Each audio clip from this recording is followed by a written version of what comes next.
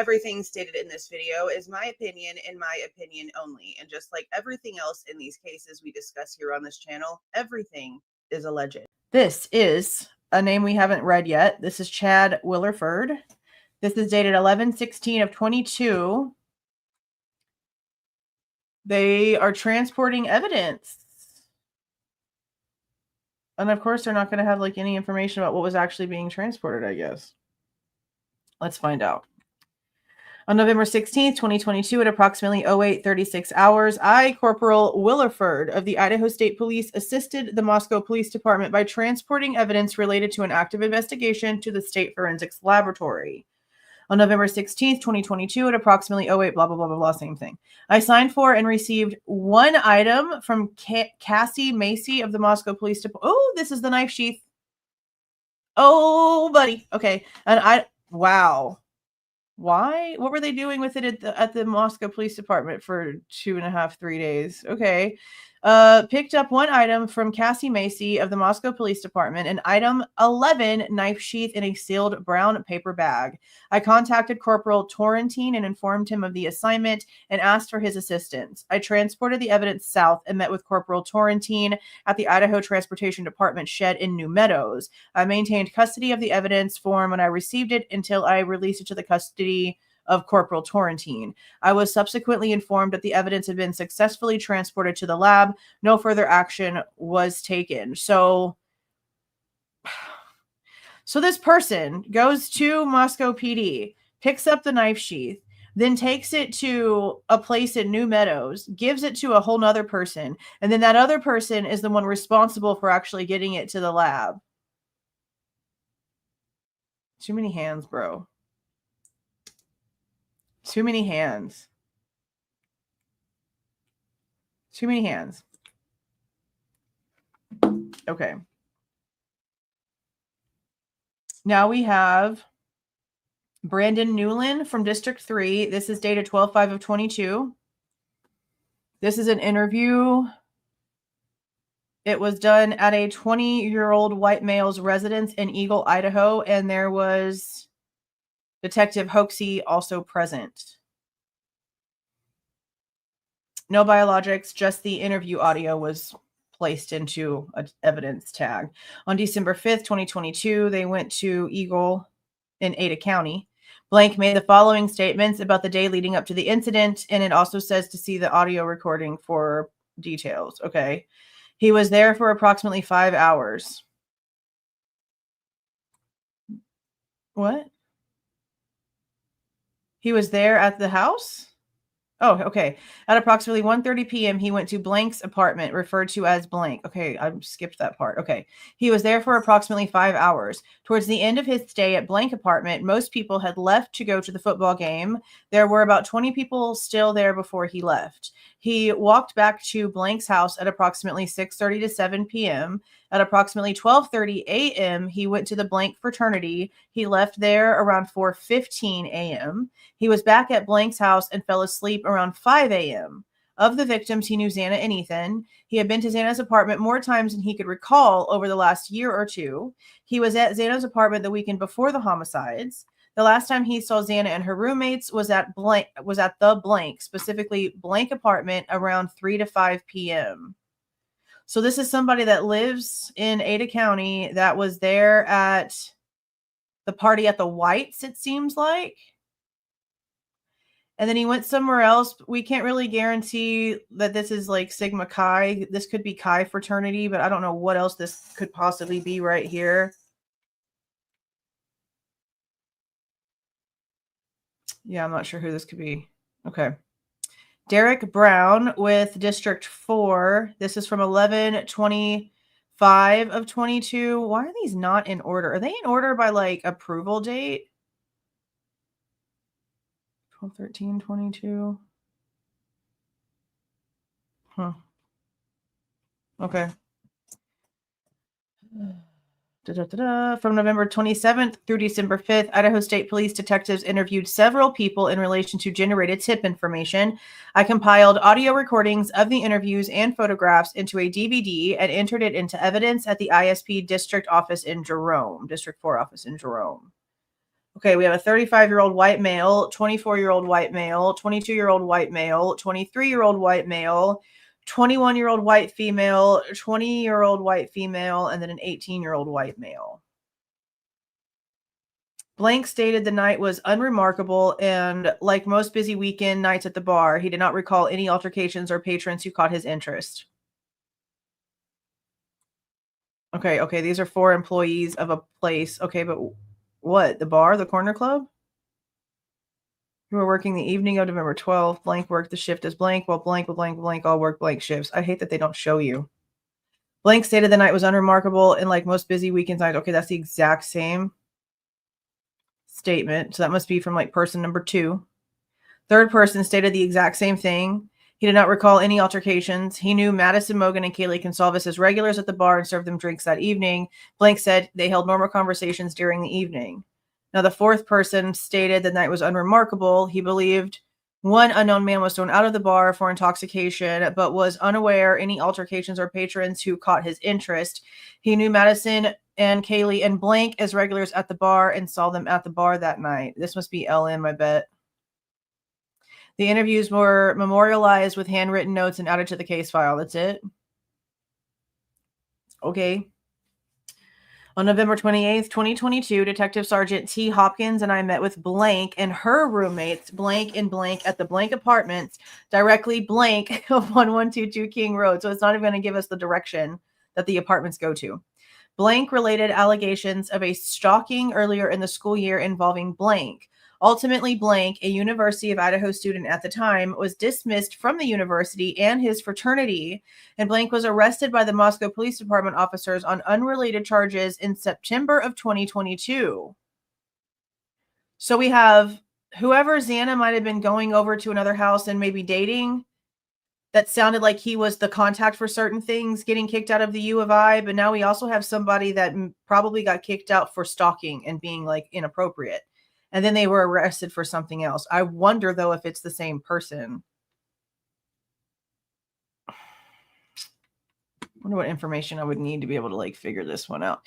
Blank was unaware of any actual stalking investigation conducted by law enforcement. The Moscow Police Department was familiar with and he was believed to have been in the Boise area the weekend of November 12th, 2022. All the way to September of 2022. I wonder if this was the person that was stalking Kaylee.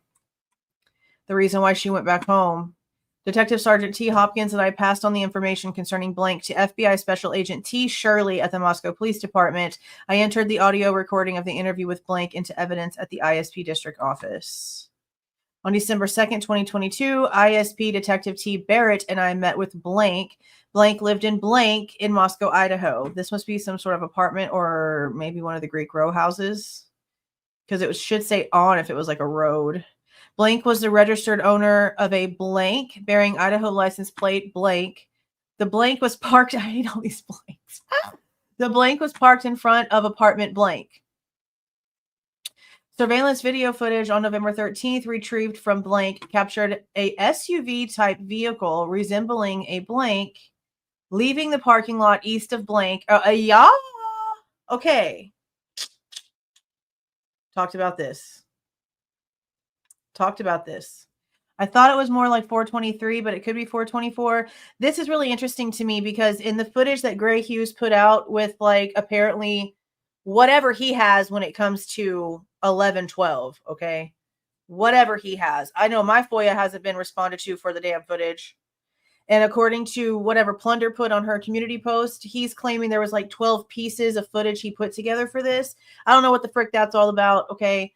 But whenever you watch that footage to where it ends, there is a truck that looks just like that truck and sounds just like that truck pulling in at the like 26, 27-ish mark. And it matches the timing that Dylan would have already been down in Bethany's room for whenever she stated in her ISP report here, the one that we read, about how she looked out the window at one point and realized that there was some sort of black truck outside that apparently didn't have its headlights on, but she could see that the brake lights were activated, something like that. And so when you're hearing Murphy barking his head off in this footage, you can hear that he's like really running around the house. Like he gets closer and farther away from the camera in a way that really makes you feel as if he's trying to go to like all the windows, all the doors. He's trying to get attention. So whenever you're listening to the way that this truck sounds, it sounds like it's slow. It's like really, really slow. And it has that deep bubble sound to it. You'll know what I'm talking about. It has like a deep, deep bubble rumble to like the engine. You could hear it before it turned into King Road because of like how much it echoes in that spot. But then you can see the headlights come in. That's why I don't know what the headlights thing would have been off for, unless she's just obviously mistaken on that, because it does look like the headlights are on whenever it comes in. But this is a truck again coming in at like the 426, 427 time frame.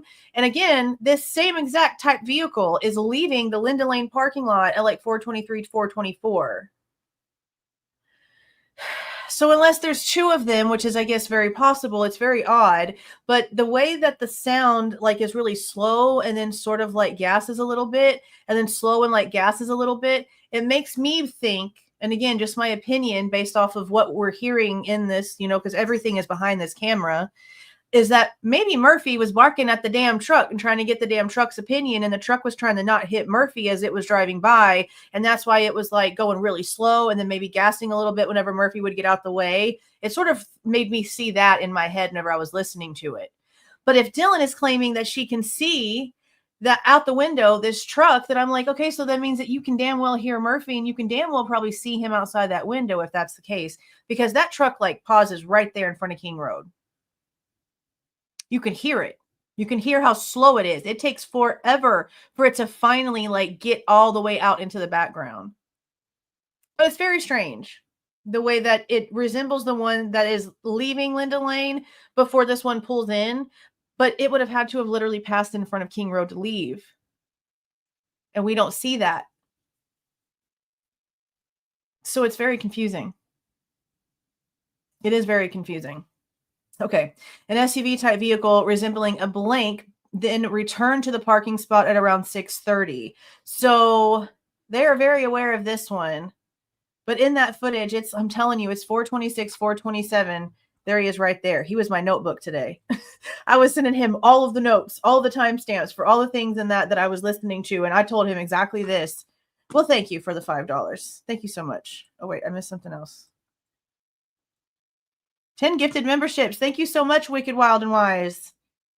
Thank you. And congratulations to those who got the memberships. Don't forget, we're having our members live on August 25th. I'll put a thing up so that we can not forget and you guys can get on there ahead of time, because we're going to be giving away, again, either a coffee cup, a t-shirt, or a hat. That's going to be happening in that one. So I'm glad that they're putting this in here. But again, the way that the other footage is crazy. So I don't know if it's the same SUV. I don't know if some sort of like crazy thing is wrong with somebody's timing or what's going on, but it's the timing, the timestamps are crazy. Okay. Blank identified blank as hers. Blank said she worked overnights at blank from 10 p.m. to 6 a.m. Blank said she worked the night of November 12th and would have returned home the morning of November 13th between 6:30 and 7 a.m. So this is a female. Who is this? So they're trying to say that it was a girl that ran from the direction of King Road and got into that truck and left at 424?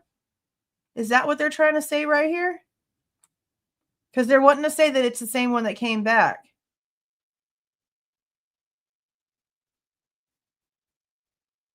That doesn't really make sense either, because we've got this part right here where it leaves at 424. So who would have driven it if she was already at work from 10 o'clock? That doesn't make a lot of sense. Blank said it was possible she parked in the lot east of blank that morning, but that she usually parked in front of her apartment. Blank said it was possible she came home during her work shift to check on her cats, but she could not recall. Huh? This was taken when? When were these interviews? One more time. I wish they had a specific date on her interview. Oh, they do, on December 2nd. You don't know if you came home to check on your cats or not?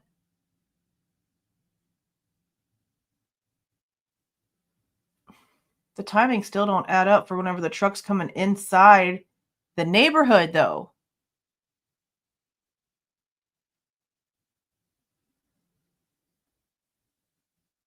I'm going to have to just go in. Outcast has the video on his channel too. He told me I can go in and use his. I don't want to even deal with Gray. So I'm going to have to go in and get the timestamps for that, just like that 5-minute time frame, and try to figure out that, because that sounds backwards. Unless one of these has a manipulated timestamp. I mean, yeah, for sure. Cats especially, if out of any of the animals, the cats are definitely self-sufficient. The timing, bro. Somebody runs to that truck from the direction of King Road. That's why for sure, whenever oh my God, whenever we read that in Dylan's report, I was thinking that it was going to be a vehicle leaving the area. Because I was like, okay, this person ran to the vehicle from that direction. They're wearing dark colors. They're freaking hightailing it. The truck has been sitting there. I need to go in and see if we can see anything else. But yeah, no, that sounds so freaking backwards. I was really expecting it to be like a vehicle leaving that she would have seen out the window. But this one's pulling in at 426, 427. There's no way.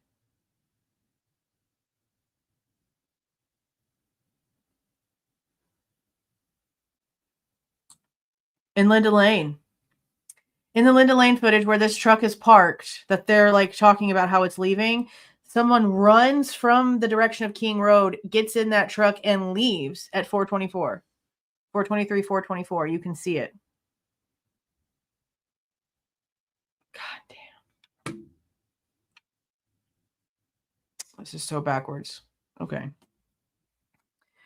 This just sounds so backwards. Okay, Blank knew 1122 King Road to be a party house. Blank recalled seeing two men standing outside the closed front door around 5 p.m. on November 12th. Blank described the men on their phones as if they had been turned away from the house. Huh? As if they had been turned away from the house?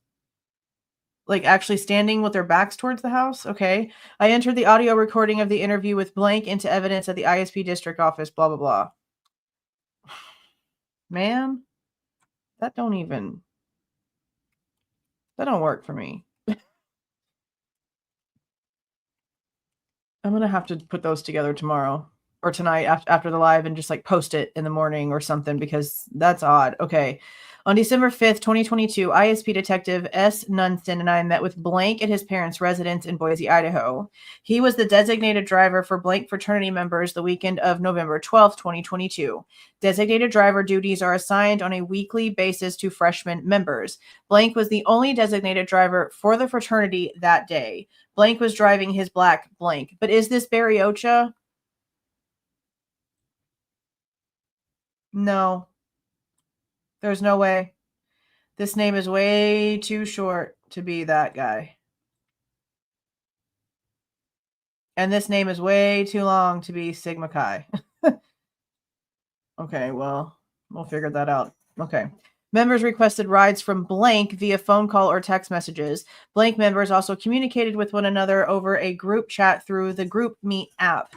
Blank was a freshman member of Blank. He is from Boise. Blank and knew of several other members from Boise prior to attending the University of Idaho. Blank drove members and their friends to and from Moscow venues between approximately 1:30 p.m. on November 12th and 2 a.m. on November 13th. Blank estimated he have at least 50 rides to a variety of fraternity members and their friends during that time. 50 rides in just a few hours? Well, I mean, almost 12 hours, 50 freaking rides, bro. Oh my God. I'd be so tired of people. Holy shit. Blank believed Blank to be a former Blank member who had been kicked out of the fraternity for prior behaviors unknown to Blank. Blank had been told by upperclassmen that Blank was a low priority when requesting designated driver rides due to his status with the fraternity.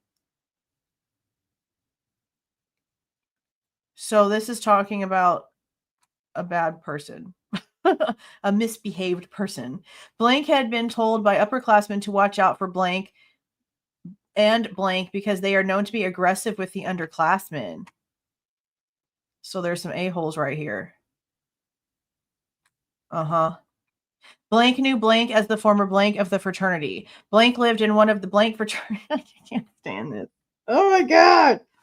I hate this so much. Blank lived in one of blank in the fraternity house blank.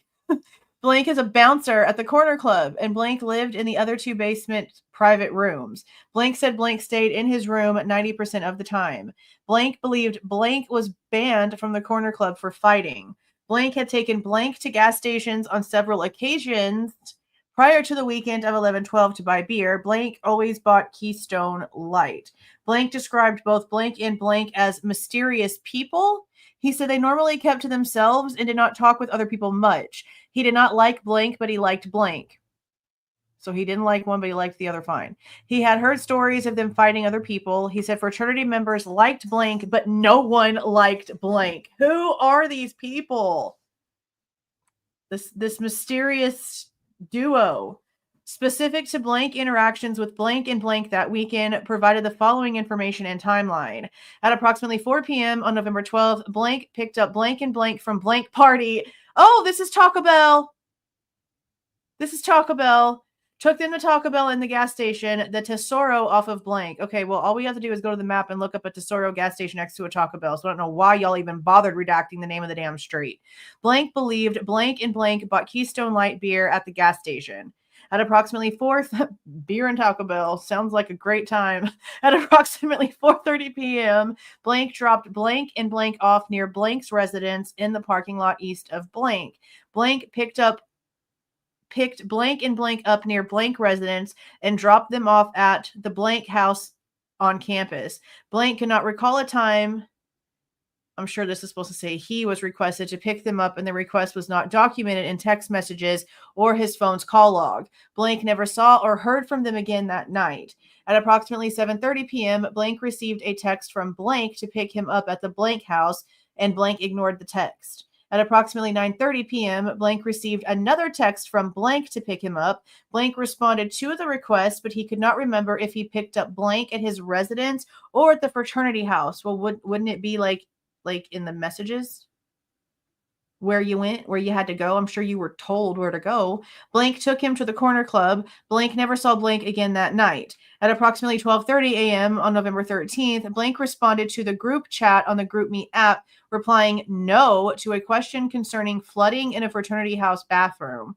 At approximately 2 a.m., Blank returned to the fraternity house, went to the freshman sleeping porch, and hung out with fellow freshmen and sorority girls for the remainder of the night. Like, they sleep just like on the porch? Like, actually, factually? Okay. I guess it's not really a big deal. At approximately 2:10 p.m., Blank posted in the group chat on the GroupMe app, "Have we taken tabs on the fellas?" referring to a head count of fraternity members upon news of the murders at 1122 King. I photographed text messages, contact information, and group chat text strings on Blank's phone. I entered the audio recording of the interview with Blank along with the aforementioned photographs into evidence at the ISP district office in Jerome. 50 rides. This is the first thing I saw. It's always a good time for tacos, especially barbacoa tacos. Those are my favorites. That's crazy. 50 rides in 12 hours. Holy shiitakes. I mean, I wonder how many times he actually drove around in that area. That's crazy as shit. That's a lot of people to deal with. Holy crap. Okay. This is Gideon Roberts, and he's from District 2. Oh, this is something about an interaction with Kaylee. This took place on December 9th, 2022. This is a 36-year-old white male. Ew, who is that old? Messing with her.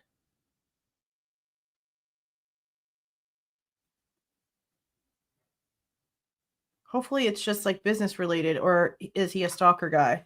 I guess we'll find out soon enough. Okay. On December 9th, 2022, at about 12:08 p.m., Powell and I interviewed Blank regarding his interactions with Goncalves.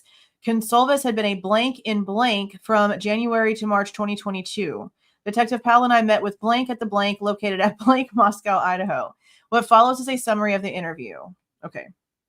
He first met Goncalves in January of 2022 when she placed Blank by the University of Idaho as a blank, which was part of the requirements for her blank degree. Goncalves was initially timid and struggled to connect with blank, which he attributed to complications of the pandemic lockdowns. Goncalves did blank titled Fun Festivals of Africa during her time as blank. So you give us the title of a project that she did, but then you don't let us see the this is the dumbest redactions I've ever seen in my life. The only time he had contact with Goncalves outside of their professional relationship was when he took his 3 daughters and wife to Goncalves' sorority house so his daughter could sell chocolate bars to the sorority as a fundraising event for an international trip. Okay. The only communications he had with Goncalves was regarding her role as a blank and was typically via text messages. Is this the dude that she babysat with? Because there's some documents about more stuff about them that people's talking about too that's pretty interesting, but we're not going to try to jump ahead.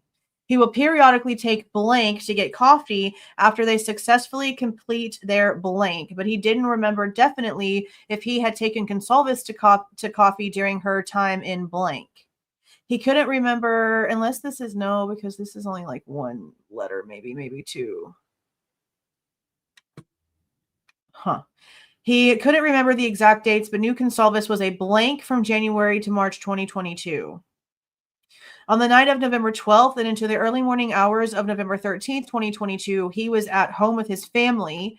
He was with his 3 daughters at home while his wife Blank was at a ladies' night from about 6 p.m. to 10 p.m. He put his children to bed at about 9 p.m. and then he went to bed shortly after. When his wife arrived home around 10 p.m., he was already asleep in bed. Blank called his wife while we were speaking and placed it on speaker. She provided the same information as Blank previously provided. Well, there's some reason why they're talking to you. It can't be that innocent. Blank was initially agreeable to providing his DNA exclusionary sample, but was hesitant to allow his cellular telephone to be forensically extracted. Home dude has something in his phone to hide. If you are willing to give up your DNA so easily, but you won't let them touch your phone, oh yeah. Oh, you're hiding some shit. Blank had to leave to blank, but agreed to provide the DNA sample later that evening after discussing the matter of the cell phone extraction with his wife. At about 5 p.m., Blank contacted me by phone and told me he intended to seek legal counsel before providing a DNA sample or allow his cell phone to be forensically extracted. Who is you? Blank told me he would contact me on December 12th, 2022 to finalize his decision. On December 12th, 2022, I processed the audio recording of the interview into evidence at the Moscow Police Department and transferred the recording to MPD evidence technician Tim Smaldridge. On December 13th, 2022 at 5 p.m., I contacted Blank by phone after he failed to contact me the previous day. Blank told me he did not believe he had done anything wrong. He had been a good Samaritan by allowing Goncalves to be blank. And he didn't understand why he was on the contact list in the first place. Therefore, he was declining to provide a DNA sample or his phone for extraction. No, Eric has 1 kid and it's a baby. I think it might be probably.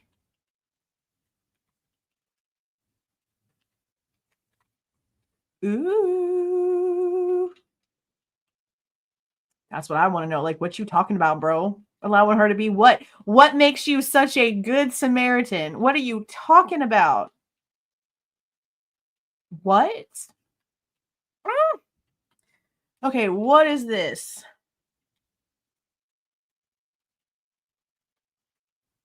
Okay, so these are the handwritten notes from, I guess, the detective. Because it's connected to this.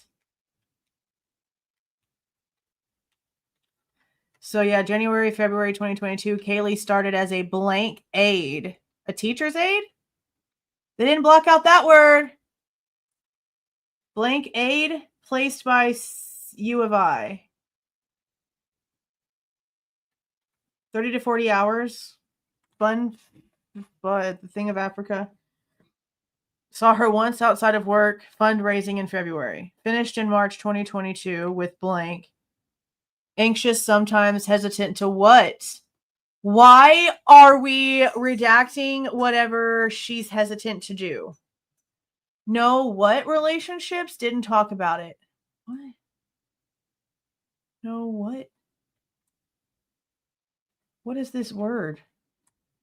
That's not current. That looks like a K. I don't know what that freaking word is. I can't tell what that's supposed to be. Didn't talk about it. First heard about it from the news. I guess the murders. Possibly Starbucks run after. 8 to 9, bedtime, usually. Was at home that night. Blank wife was gone to a girls' night until 10 p.m. Was asleep when she got home. Got up 6-ish on 13th. Church. Something about page 9. Church at 9. Phone and DNA. Yes, wants to talk to legal first. We'll call back on Monday. 12/13/22, 8:06 p.m. Declined to provide DNA or phone. Ooh. Interesting. Interesting.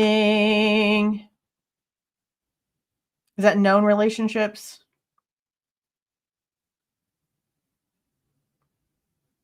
Yeah, I think y'all are right. Yeah, no known relationships. Didn't talk about it. So she didn't talk about her personal life because it was a professional relationship. Well, that's how it's supposed to be. Okay. Interesting shit. Okay. Andrew Weinstein. This is written on the date.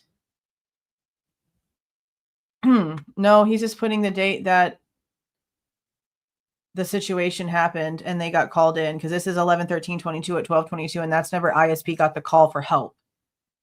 So this actually is something that took place on December the 12th. This was an interview with someone that took place in Idaho, but they're not telling us the town.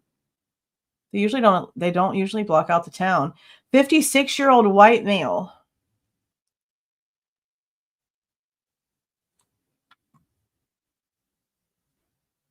Interview took place at blank, located, Emmett, Idaho. The tip was provided by blank from blank about information blank may have. Blank reported the following during the interview. He lived in Moscow during 2021 and knew a guy named blank with an unknown last name. He reported blank was creepy and liked to go out and try to meet young girls at the bars. Blank lived at a trailer park. He couldn't give an address, but stated it was at blank coming into town. You would take a left and it would take you to the trailer park. He lives at the blank trailer. Blank had a lot of knives and drove a blank or blank. Okay. Great info, bro. Okay. We have Gideon Roberts again. This is 12/14/22. They interviewed somebody at the Moscow Police Department building regarding his activity on the evening of November 12th and early morning hours of November 13th. Blank confirmed it was his vehicle, a white blank, captured on video camera as he returned home to blank around 2:48 a.m. Two subsequent interviews affirmed this account. So they were able to at least knock this one's car out of the timeline, I guess. 32-year-old white male and a 44-year-old white male. 36-year-old white male. Okay. Let's see. On December 14th, 2022 at about 2 p.m., Detective O'Hara and I interviewed blank regarding his activity on the evening of November 12th and early morning of November 13th, 2022. Listening to the audio recording for full details of the video. Listen to the audio recording. After being advised of the purpose of the interview, blank provided the following information. On the evening of November 12th until about 2:30 a.m., November 13th, 2022, he was bar hopping with his friends blank and blank. He and blank had a drink at Hunga Dunka. That was where the party was. Not the party, but the formal that Ethan took Maisie to was at Hunga Dunga. Then walked to Mingles, where they shot pool most of the evening and were joined by blank there. Then continued to John's Alley and stayed there until it closes around 2:30 a.m. Okay, this makes more sense. If Kaylee and Maddie and Jack would have actually kept going after they got Grubhub, they still could have made it to John's Alley in time to beat closing. I thought it closed at 2:00. No, it says here 2:30. If this is correct, they would have still had time. So it makes sense now, because I was like, what in the world? If everything closes at 2:00, like stuff does here for the most part, unless that's changed in all the years it's been, which I guess it could have. But if this is saying that it closes at 2:30, then yeah, they probably would have had like 30-ish minutes or so to get a couple, maybe another 2 drinks in if they really wanted to like push it really without being too far gone to actually walk. They probably could have actually made it there in time. Okay. After the bars closed, they walked to Blank's house near Pizza Perfection, where he sobered up before driving his Blank home. After he arrived home, he went to bed and slept until about 9 a.m. Once he woke up, he took his garbage to the dumpster, noting it was overfull and needed to be emptied. He returned to his apartment and ate breakfast. He did not know any of the victims, nor did he have any contact with them.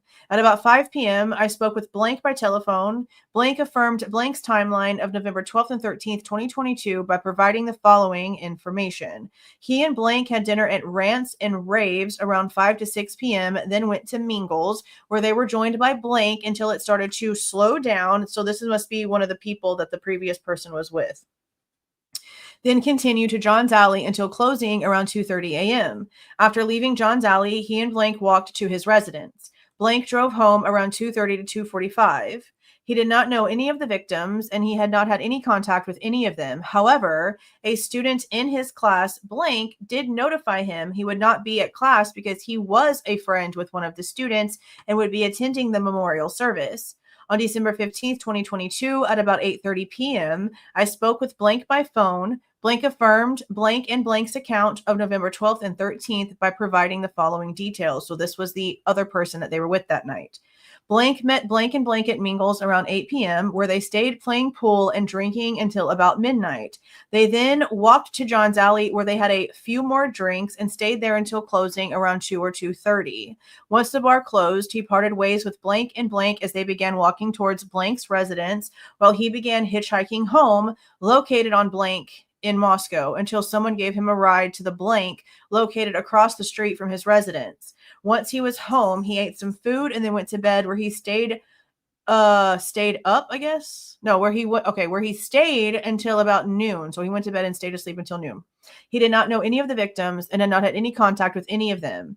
On December 15th, 2022, I processed the recorded audio and put it into evidence. So then why did you talk to these people? Are these the people that the tip was about? These are like older guys. Who was this tip about? Does it even say the age of this person? Why would they talk to such older people?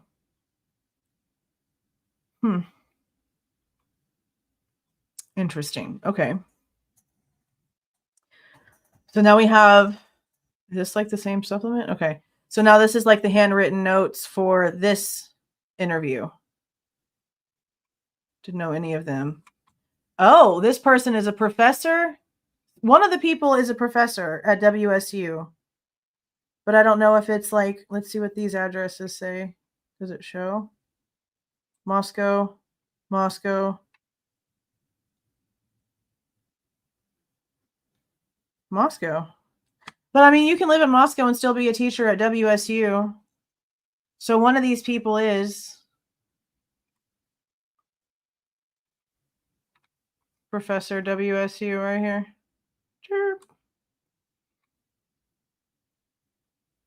Okay. Brady Walker. This was written on 11/19 of 22. This person called this other person with a year of birth of 2002 at blank from my ISP issued cell phone while at the Moscow Police Department, and Detective Holdel was present. This is a 20-year-old white female. And I guess they're mentioning several people's names. Holy crap, that's 9 additional names. On November 19th, 2022, at approximately 11:19 hours, they called this person from the cell phone and began the interview. Blank started at the University of Idaho the year before and met Maddie Mogen and Xana Kernodle through her sorority, Blank. She grew close to Kernodle. She met Goncalves around the middle of August in 2022. She met Blank and Blank throughout her Blank the year before, and their relationship grew closer after the start of the school year, August 2022. Blank visited 1122 King Road at least once every weekend and described it as a party house. She would usually arrive at the house before other guests.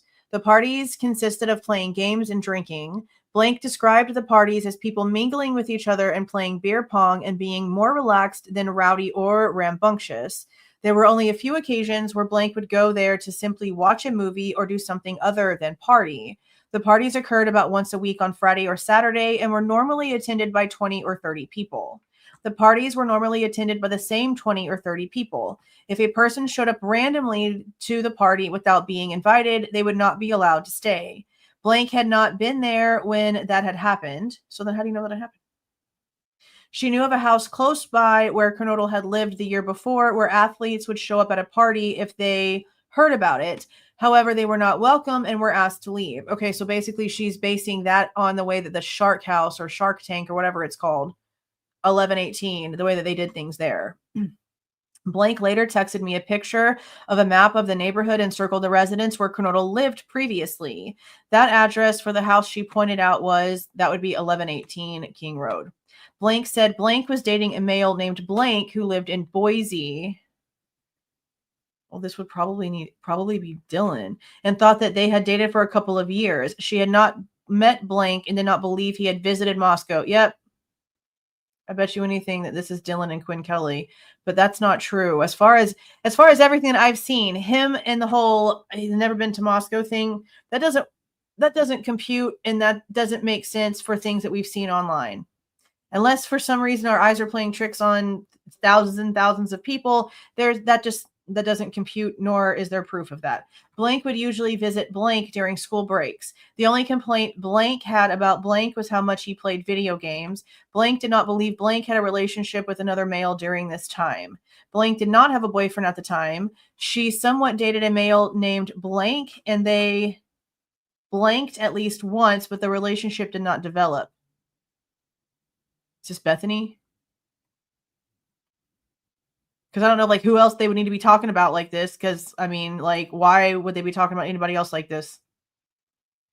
Ethan Chapin stayed with Kernodle almost every night. Blank did not see Chapin and Kernodle on Saturday night on the 12th, but had seen them on Friday, November 11th, and described their relationship was good. She described Chapin as helpful to the other girls and said he seemed to fit in the house without any issues. Blank had met Mogen's boyfriend a couple times and had last seen him at homecoming at the beginning of October.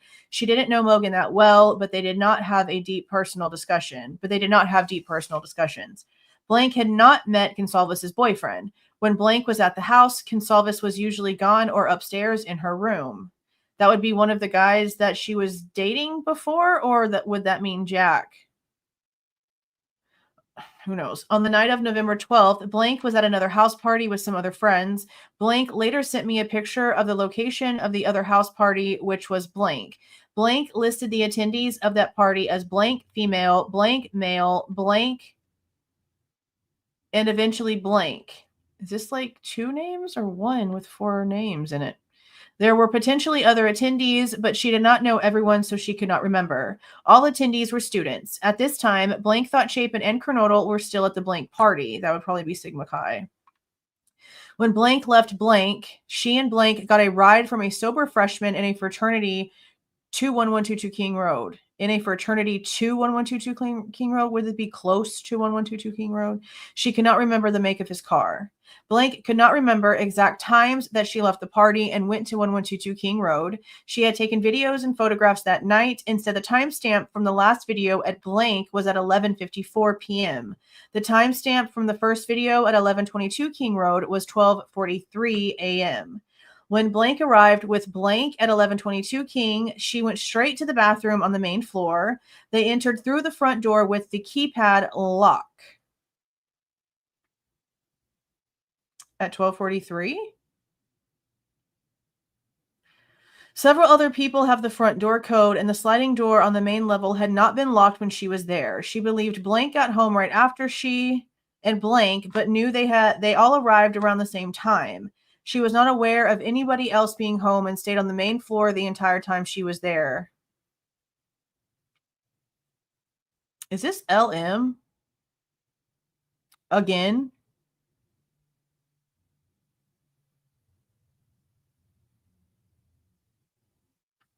I mean, because at this point it could be, or it could be anybody else, because there's people popping up out of nowhere and everywhere. all at the same time.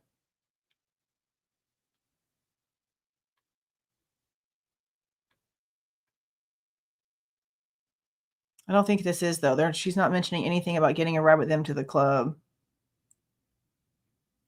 But then again, we don't really know what happened with LM afterwards. Because it seems like she split up from them from the corner club and went elsewhere. But we know that she ended up back at King Road. I think it's hard to tell. I think with Bethany.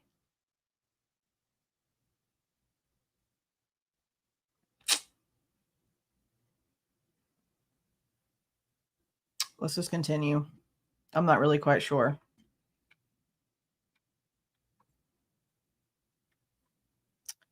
Okay. She believes Blank got home right after she and Blank, but knew they all arrived around the same time. So I think she's with Funk. She believed Funk got home right after she and Mortensen. Okay, that makes more sense. This would be Funk because they're going by last name. So she got back to the house with Dylan, this person. And she's basically saying that Bethany got there right after her and Mortensen got there, but that it was pretty much around the same time. She was not aware of anybody else being home and stayed on the main floor the entire time she was there. After Blank went to the bathroom, they went to the kitchen where Blank made popcorn. Dylan said she made popcorn, so that's who this is. Okay. Blank sat on the floor and played with Murph, Goncalves' dog. She thought that Blank had let Murph out, which Dylan did say that after they got home, she let Murphy out and then let him back in. After the popcorn was made, they went to the living room and started watching Vampire Diaries. They didn't have much conversation while watching the movie. Blank took several selfies and videos. After leaving, Blank walked back to her sorority house. Okay, but what time did you leave? Okay. The timestamp on the last photograph she took at 11222 King Road was 11:33 a.m. and the first timestamp from media at her sorority house was 2:19. She estimated it took about 15 minutes for her to walk home. So you're trying to tell me that on the cameras where you can see Molly pulling into the parking lot, you can't see what time this chick left the house? This better just be like some of the information because there's no reason for them not to know these things by now. While Blank was at 1122 King Road, she was only aware of Blank and Blank being present. This would be Mortensen and Funk being present and did not see or know of anyone else being at the house. She left through the front door and did not see anything of note while walking home. Yeah, because if this is the case, then she would have, unless she's not being honest, then it sounds like she would have left like probably right before Maddie and Kaylee got home, because if it takes 15 minutes to walk and she is on media at 2:19, she couldn't have been home for very long. That's less than an hour, 1:33 to 2:19. So if she's really claiming nobody else was there, then she would have had to have left like literally minutes before Kaylee and Maddie got there. She left through the front door, did not see anything of note while walking home. After leaving 1122 King Road, she did not hear from Funk or Mortensen until after receiving the vandal alert the next day. Blank could not think of anyone who would be capable or involved in this incident. She also could not remember any instance of one of the victims mentioning a stalker or anything of that nature. Blank sent me several screenshots of social media contacts and contact cards for some of the people she mentioned. She also sent pictures and videos she took that night at Blank and 1122 King Road, as well as the previously mentioned map screenshots. The audio recording of the interview, as well as the photographs sent, were saved with this report, Supplement 62, and will be submitted to evidence at the Moscow Police Department. End of report. So yeah, she would have had to have left like literally like minutes before the girls got back, with the timestamp that we know that they got back at 1:56. Interesting.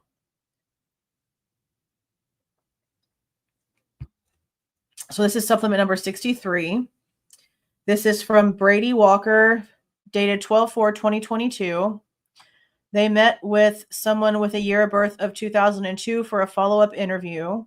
The interview took place at the District 2 office in Lewiston. I recorded the interview with my ISP-issued cell phone. Blank was brought to District 2 by Blank with a year of birth 75 and another person with a year of birth of 73. So we have a 20-year-old white female and then a 47 and 49-year-old person and a 20-year-old person, but race and gender is unknown. Okay. How very odd. Blank had previously sent me the videos and photographs she took with her cell phone. Okay, so this is continuance from previously, I think. The girl from before.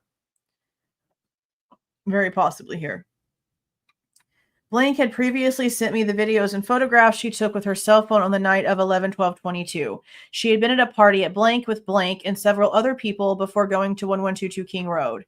I had blank show me the videos and photographs again so I could verify the timestamps and confirm when her last media at blank. Okay, yes, this is the previous chick. When her last media at blank and first media at 1122 King Road was captured.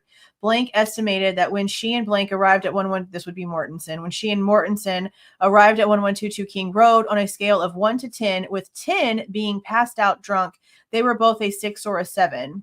Blank thought she might have been more intoxicated than Mortensen was. I believe that. The first video Blank said was captured at 1122 King Road had a timestamp of 11/13/22 at 43, so 12:43 a.m. She and Mortensen arrived together and nobody else was home. Blank said when she got to 1122 King Road, she went immediately to the bathroom on the second floor and used it. The video begins close-up of Blank using the rear-facing camera. Blank switches to the main camera and zooms in on a pile of clothes in the bathroom. There was a pair of Calvin Klein boxer briefs among them, and Blank believing the clothing to be Chapin's. Okay. The next video was at 12:48 and depicted Blank sitting on the floor of the kitchen petting Murphy, Goncalves' dog, or Murph, I guess she calls him Murph. Blank had previously told me that Mortensen had made popcorn before they watched a movie. Well, Vampire Diaries isn't a movie, it's a TV series. And that she could not remember exactly when Blank arrived home. That would be funk, meaning that she would have gotten home separately and by herself. In this interview, Blank remembered that she and Mortensen were already on the couch watching Vampire Diaries when Funk arrived home. So they'd been home long enough to get settled, take the dog out, make popcorn, and get like the show going. So that would not have been around the same time because that takes some minutes. You know what I mean? Blank had several photographs and videos taken while she was watching Vampire Diaries in the living room with Blank and Blank, which would be Funk and Mortensen. At 1:24, she took a selfie with Funk. At 1:24, she took a selfie with Funk and Mortensen. At 1:28, she took a selfie with Mortensen. These pictures appear to be taken on the couch.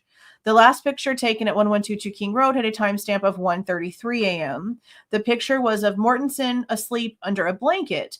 Mortensen had been dozing off during the movie. Okay, so before Kaylee and Maddie got home, she had already been sort of like dozing in and out, which honestly would have made it probably more difficult for her to fall asleep later because we need to remember that she was up and adding a contact to her phone at 3:51 in the morning. That is a multi-step process. So whenever everything's sort of going down, she was literally just adding a contact to her phone. She was not asleep. The first level of 1122 King Road had an unoccupied bedroom with a bed in it.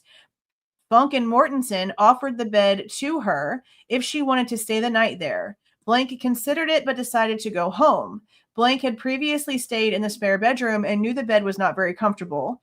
Blank stated she didn't pass any of the 4 roommates on her way home. The first picture Blank had back at her sorority was taken at 2:19 in the morning. The picture was of a partial bagel on the floor. Blank estimated it takes about 15 minutes for her to walk from 1122 King Road back to her sorority. She went immediately to her room on the 3rd floor, got a bagel, prepared it, and ate part of it before she dropped it. Blank's best guess was that she had left 1122 King Road at approximately 2 o'clock. Well, no, it would have had to have been before 1:56 for you to have not to see Kaylee and Maddie. Plain and simple. The only substance use Blank could recall of the 4 victims was that Chapin and Kernodle was occasionally blank. Was occasionally blank? Or were occasionally blank, maybe? I don't know which way that would go, honestly, because it's all redacted. We had received a tip that an incident had occurred during Parents' Weekend at University of Idaho in Blank's travel trailer. After speaking with Blank, we spoke to Blank and Blank regarding it. They told us that a male named Blank with the year of birth of 2002 had hit a student's mother in the head with a water bottle.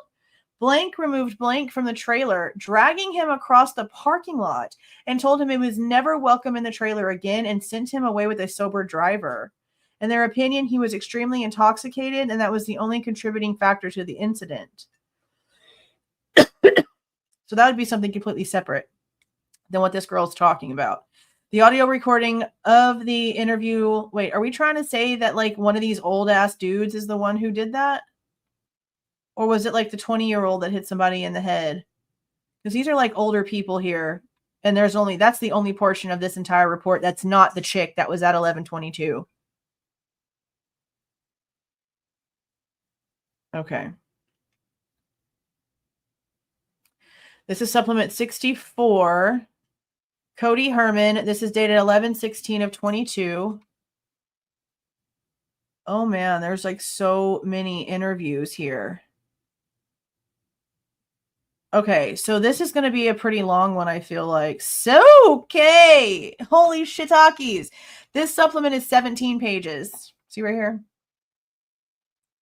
Because he called in on all these tips. So we're going to skip this portion of stuff right here because this is it repeated again with all of the people that they're going to be contacting. And then it's going to be repeated again whenever it tells us the stuff. I pretty much bet you we're about to get to it.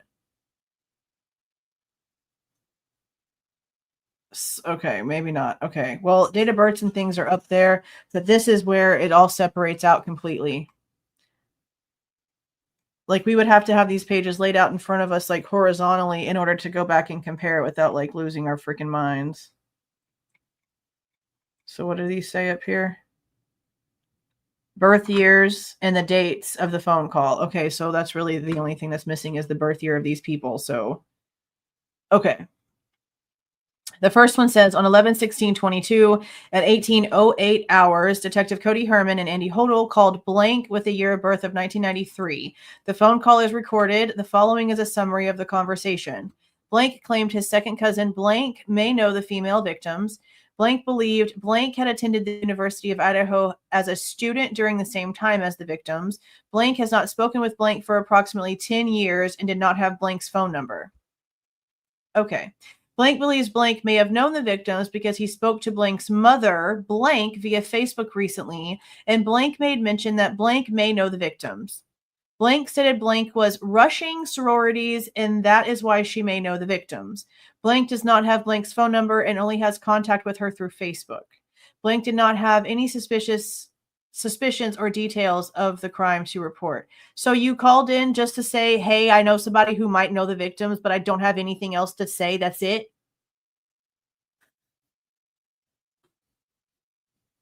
Come on, bro. Blank was given Detective Hodel's phone number and asked to try to get Blank or Blank phone numbers. Blank's name is not listed on any of the provided sororities rosters. For no further information is available at this time. I bet not. I don't know why something is redacted right here. On November 17th, 2022, at approximately 12:18 hours, they contacted another person via phone call regarding tip number 0031. Blank could be accurately described as a Blank who has no relation to any of the victims. Then what are we doing? Blank lives in Virginia and has never been to Idaho. Blank started looking at the victim's social media accounts for suspicious activity after seeing the news coverage of the crimes. Blank reported Kaylee Goncalves has an Instagram account. Kaylee has posted a picture of herself in a bikini approximately 3 years ago on her Instagram account, and Blank believed a male named Blank left a suspicious comment on the picture.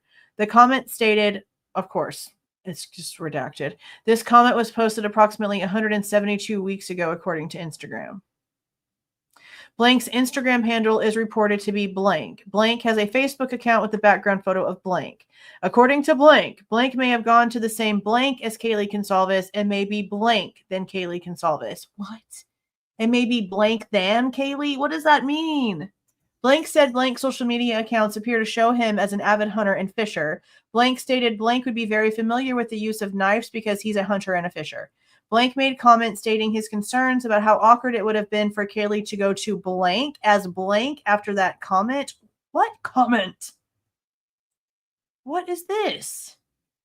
Blank stated it did not appear Blank and Kaylee were very good friends because of the lack of comments on each other's social media accounts. Blank was provided Detective Herman's phone number for any future contact. No further information at this time. What are we redacting right here? I guess the person's name, maybe? Oh, that first one right there looks longer than this one. Detective Cody Herman and Andy Hodel contacted Blank via recorded phone call. Blank reported throwing her garbage away in the dumpster in front of her fourplex residence on November 17th, 2022 at approximately 14:30 hours. While throwing her garbage away, she noticed a gray-colored smartphone with no cover in the dumpster. Blank stated the dumpster usually gets picked up on Thursday mornings around 7 a.m. Blank stated the garbage was picked up this morning and there was not a lot of garbage in the dumpster. Blank lives at Blank in Moscow, Idaho. This residence is a couple miles away from the King Street scene. So you called because somebody threw a phone away? Detective Herman contacted ISP Sergeant Justin Glitch and requested retrieval of the phone. Sergeant Glitch retrieved the phone in approximately 14:20 hours and brought it to Detective Herman. The phone is a silver Samsung Galaxy S8 with this IMEI number. Detective Herman transferred the phone to Moscow Police Detective Lawrence Mallory. No further information is available at this time. I guess because it was just like by itself and wasn't in like a, like a trash bag, I guess, is maybe the reason why she called it in. I guess that makes some sense. On November 17th, 2022, ISP Sergeant Kurt Sproat contacted Blank at a University of Idaho volleyball game due to suspicious behavior. During that interaction, Blank requested representation. Blank was released and he agreed to come back on 11/18/22, and it says to refer to this other case number for details. At approximately 11/18/22, 10:05 hours, Sergeant Sprout made a recorded call to Blank at Blank. Blank answered and agreed to come to Moscow Police Department for an interview. Blank advised he was unable to find a lawyer, but he ultimately decided he did not need one. At approximately 10:25 hours, he arrived at the Moscow Police Department and was interviewed by Detective Herman and Sergeant Sprout. During the interview, Blank explained how he was nervous because of the heavy police presence and he made a mistake by running from the police. Blank stated he currently lives at the Blank alone. Blank is currently going to the University of Idaho for Blank and is in Blank currently. Blank claimed to own a Blank that had faded silver paint. That's a car, probably. The following is the timeline provided as an alibi during the time of the homicides. Who is this? Who is this? At approximately 2:30 p.m. on Saturday, 11/12/22, Blank went hiking on Moscow Mountain with two friends named Blank, unknown spelling, Blank and Blank, until approximately 6:45 p.m. Blank and Blank both attended WSU for Blank. Blank became friends with Blank and Blank after meeting them at a WSU sporting event. At approximately 7 p.m., Blank and Blank ate dinner at the eatery on campus. At approximately 7:45, they finished dinner and Blank was given a ride to the movie theater in Pullman, Washington. Blank and Blank watched the movie Wakanda with a start time of 8:15 p.m. At approximately 10:45 p.m., the movie got over and Blank gave Blank a ride back to Blank apartment where the two stayed the night. Blank lives in an apartment rented by Blank. Blank did not know the exact address or apartment number. Blank stated the apartment was not on campus. Blank stated Blank has lived in that apartment for 18 plus months. At approximately 11:30 a.m. on 11/13/22, Blank gave Blank a ride back to Idaho where they ate at the Iron Walk. After eating, Blank dropped Blank off at his apartment. Campus video surveillance showed Blank was not in his apartment between approximately 7 p.m. on 11/12/22 and noon on 11/13/22. No further information is available at this time. Is this from the MPD report? They had video footage of a guy like in all black that went to his apartment, left again, was in all black or some sort of hoodie thing and had a backpack. I think we read something about this in those reports. I guess we'll see whenever I'm done indexing if it's the same thing. On Friday, 11/18/22 at approximately 14:30 hours, Idaho State Police Detectives Cody Herman and Brady Walker spoke with Blank with the year of birth of 2000 at this phone number and everything was recorded. Blank reported his address to be Blank in Moscow, Idaho. His apartment is a 2-bedroom apartment. Blank's roommate is named Blank. Blank's phone number is Blank. Blank reported only being good friends with Kaylee. Blank and Goncalves went to Blank blank together, and Goncalves is 1 year younger than blank. Blank stated he kind of knows Maddie, but he has never met Xana or Ethan. Blank activities on 11/12 through the 13th are reported as follows. At approximately 14:30 hours on 11/12, Blank walked from his apartment to the Vandals football game with his roommate, Blank, and friends. The friends who joined him were as follows, and there's 7 people. Blank and company stayed at the football game until approximately 18:30 hours. At this time, and some of the friends split up. At this time, Blank and some of the friends split up and walked back to Blank's apartment. Blank, Blank, and Blank hung out at the apartment until approximately 22:30. At approximately 22:30 hours, Blank, Blank, and Blank went to the corner club. Once at the corner club, the 4 of them mingled and drank with friends at the bar until around 1 o'clock on 11/13/22. When Blank and Blank left the corner club, they got a ride from an unknown designated driver who drives a Nissan Xterra. Blank reported they were pulled over right as they left the corner club, but the driver was sober, so no one was arrested. So is this the same guy from before where they said that the registration of the sober guy's car was out? I wonder if it's the same thing. My mom used to have a Nissan Xterra. I really liked that SUV. Blank reported they arrived at his apartment at approximately 1:30 and went to bed at approximately 2. Blank and Blank slept in Blank's bedroom. Blank slept on the couch, and Blank slept in his bedroom. Blank reported waking up after hearing a dog go berserk, barking outside. Blank estimated the dog was barking for 30 to 45 minutes before he took his phone and saw it was 4:45. Blank reported 5 to 10 minutes after 4:45, the dog quit barking. Yeah, that's what Ann Taylor said, that the dog was barking for like half an hour after SV1 left. Blank stated he believed the dog was outside while barking because it was very loud and Blank's window was shut. Blank fell asleep at approximately 5 a.m. At Blank 10:15 hours on 11/13/22, Blank and Blank woke up and went to the corner club to get Blank's vehicle. After dropping off Blank at her vehicle, Blank and Blank went to McDonald's to get breakfast. Blank and Blank left McDonald's and headed home. They arrived home and woke Blank up to give him breakfast, and no further information. On November 19th, 2022, at approximately 11:21 hours, ISP Detective Matthew Henley and Cody Herman conducted an interview with Blank with the year of birth of 1998 at MPD. Osborne sought out police for a voluntary interview. Oh. They totally just told us this freaking person's name. Y'all are so stupid. Osborne sought out police for a voluntary interview. Blank told detectives he lived with his parents at Blank, Princeton, Idaho, and his phone number was Blank. Blank felt he needed to tell the police about a strange encounter he had with Blank. Blank explained he knew Blank from school as they played football together in 2000. Blank stated he had not seen Blank in a long time since then, but ran into him at a store in Potlatch, Idaho about 2 months ago. During that interaction, Blank said they exchanged some pleasantries. Blank told Blank he was working as a blank in Moscow, Idaho. After a short conversation, the two went their separate ways. On November 17th, 2022, at approximately 7:15 hours, Blank arrived home to see Blank outside of his house. Blank appeared to be looking for something using the flashlight on his phone. Blank said his parents were not home at the time and his house was not equipped with cameras. Interesting. So this guy was at his house looking for something outside of this guy's house with a flashlight from his phone. Blank said he got out of his truck, hugged Blank, and decided to talk in Blank truck as it was still running and warm. Blank is a logger and had his tools and chainsaw with him and needed to move it to make room for Blank to sit. Blank told Blank he had recently learned how to use a chainsaw and was filling the blade of Blank's saw. Blank told Blank his blade felt dull and he should sharpen it. Blank made room for Blank and the two of them got into the truck to stay warm. Okay. Blank told detectives Blank was drunk and he could smell it and Blank was moving slowly. Blank stated they spoke in the truck for approximately 25 to 30 minutes.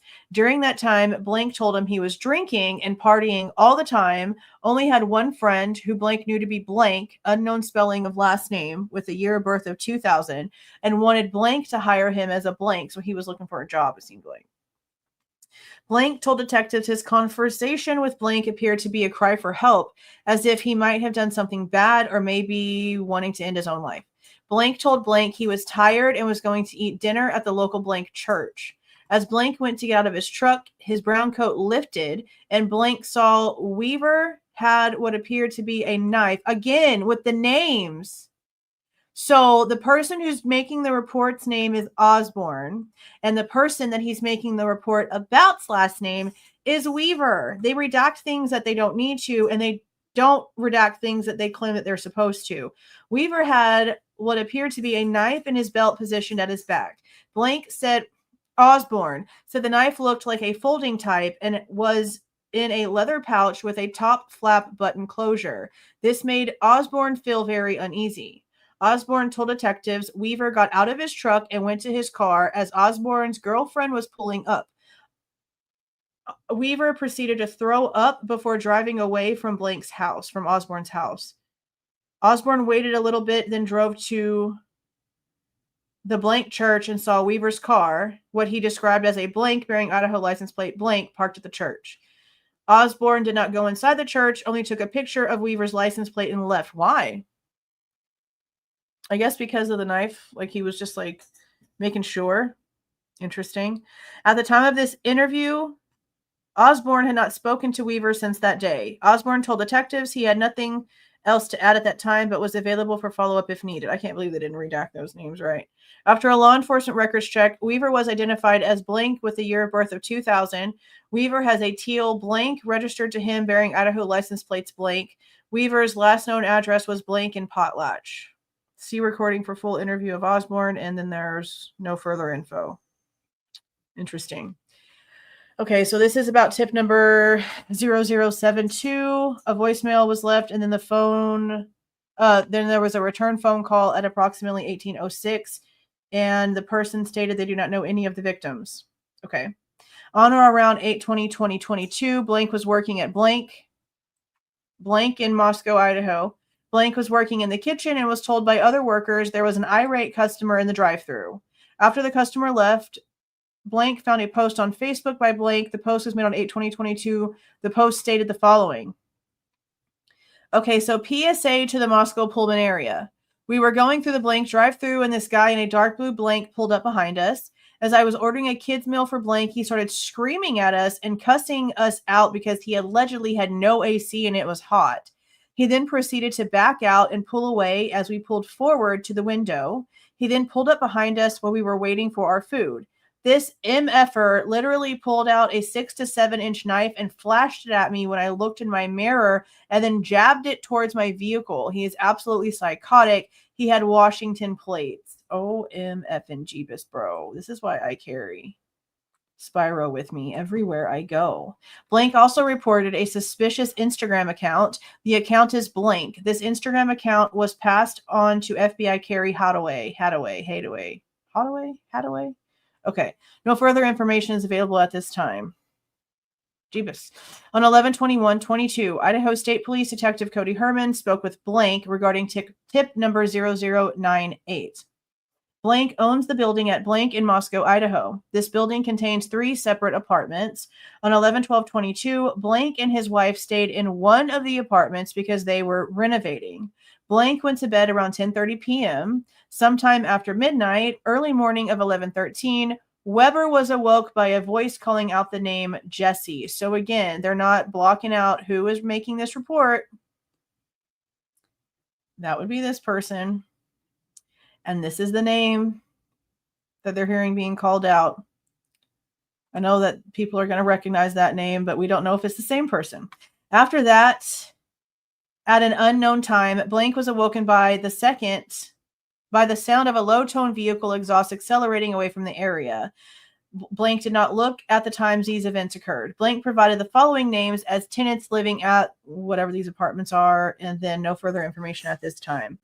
On 11/30/22, Idaho State Police Detective Herman spoke with blank with the year of birth 1983 regarding somebody else with the year of birth of 1982. Blank has worked for blank at the blank since approximately 2017. During that time, blank got to know the blank of the blank. The daughter of the owner, the what is it? Like, what does this say? The manager of the supervisor of the blank was blank. Blank believed the blank was the blank. Jesus Christ. Blank believed the blank was the blank for some time between 2017 and May of 2022. It must be a job position. Jesus. Blank described blank as always jovial with some dark humor. Blank believed blank to be a blank veteran who did something with blank. Blank wore glasses. Blank called in a tip because he had heard blank was let go from blank due to a Peeping Tom incident. Blank did not have firsthand knowledge of the incident, but believed blank was caught using binoculars or a camera to spy through the windows of the blank behind the blank. Blank believed blank was inside the blank while spying across the alley to the sororities.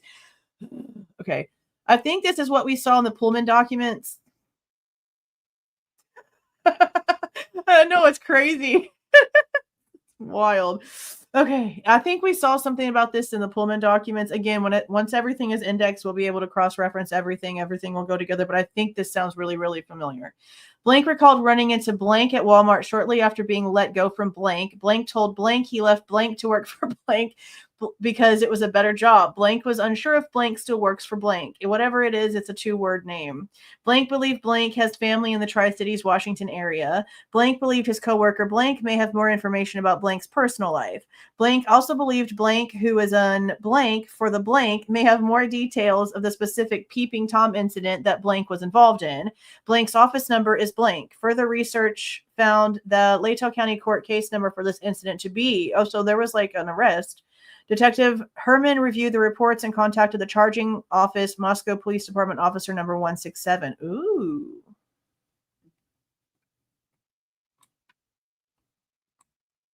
Interesting.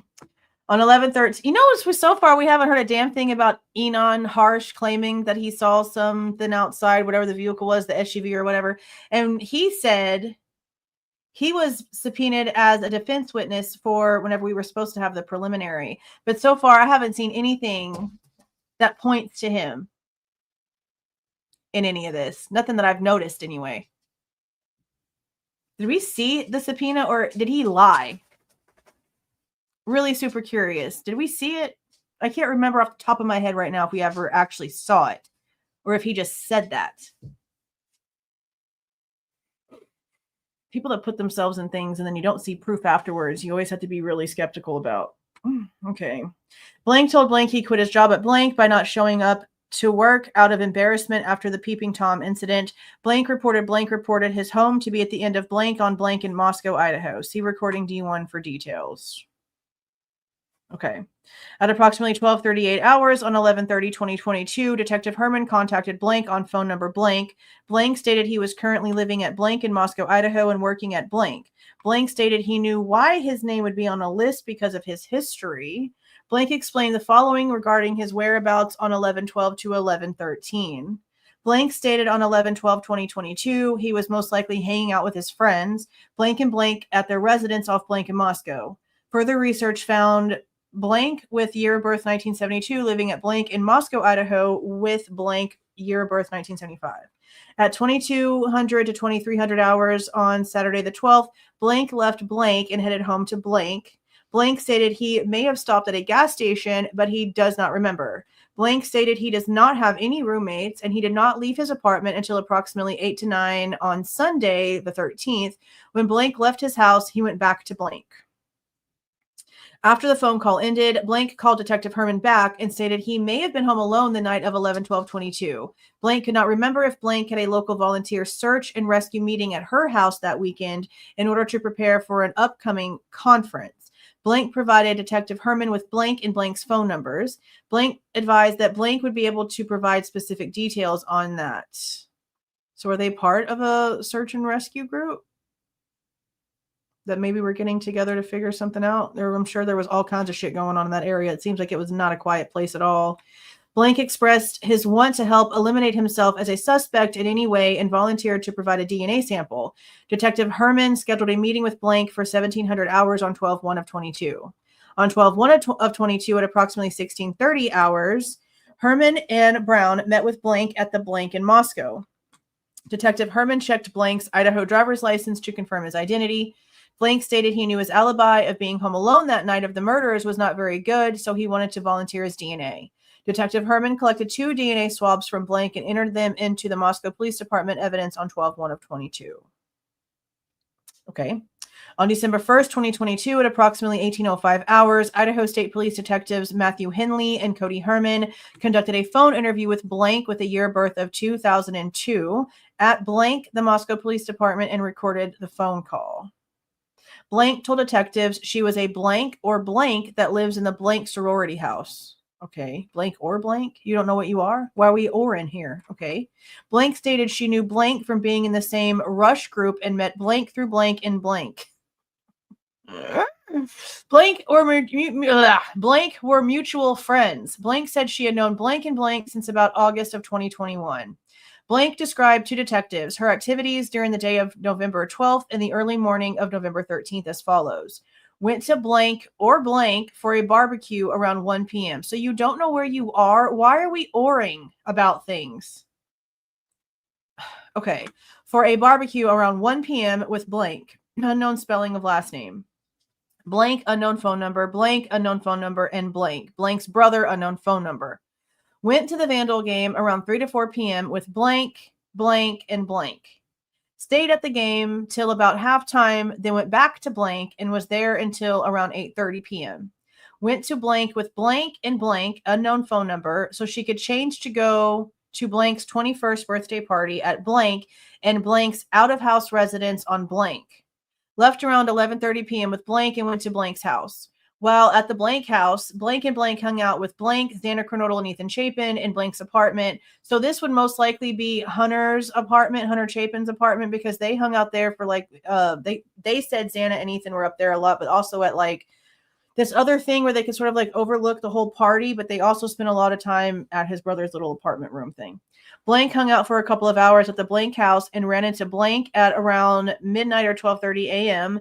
Blank told blank she couldn't get drunk and made a statement to the effect of she wasn't feeling it. Is this what people have been telling me about Dylan? Is this Dylan? Everyone thinks this is Dylan, I think. Because we know that she was over there for a while. And we already know at this point that whatever they've told us about how much alcohol she was drinking turns out to not be actually true. But I wonder if this is Mortensen. A lot of people think that this is Dylan.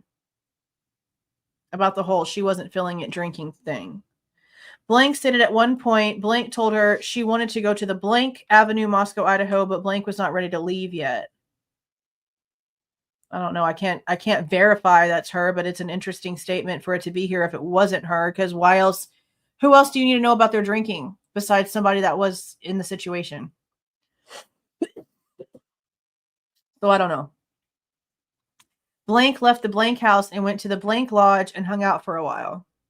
Blank and blank left blank around 1:15 or 1:30 and went to the blank house. Blank did not go to blank with blank did not go with blank to blank's house. At blank house was blank, blank, blank with an unknown phone number, blank, unknown phone number, and blank, blank's roommate, unknown phone number.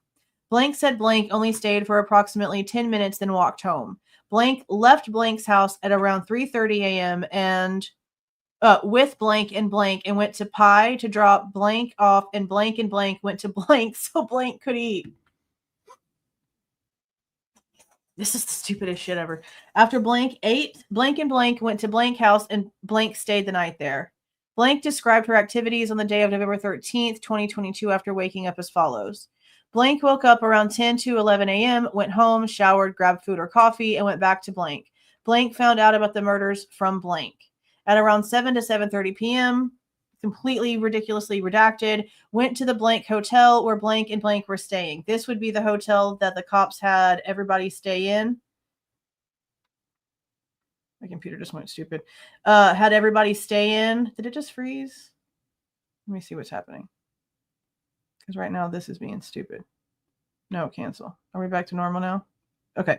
This is the same hotel that the Chapins ended up staying in that night as well. Right here. Blank left the hotel at around 9:30 p.m. with blank, blank, and blank, blank. Okay. Blank told detectives while she was at the hotel, blank told them she saw someone in the house wearing a ski mask and had made eye contact with them, but didn't know what was going on because she was out of it. But that's not really true anymore. This struck blank as odd. Okay, this is where it is. Okay, broskies. right here, this struck blank as odd because she remembered blank saying she wasn't getting drunk that night. So this statement right here is about little Miss Dillon. Oh, this thing is not cooperating all of a sudden. I am not trying to draw. I'm trying to highlight. What is you doing? You know what? This thing is just going to piss me all the way off. Y'all can see what I'm pointing at.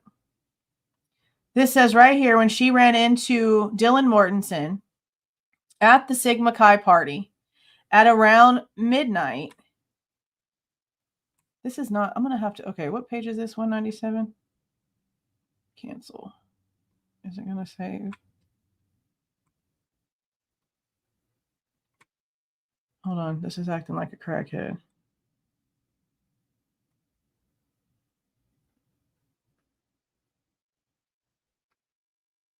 Is he going to highlight now? Holy crap. Whatever. This is saying right here that whenever she saw Dylan between 12 and 12:30, that she said that she was not going to be drunk, not going to be drinking because she just wasn't feeling it.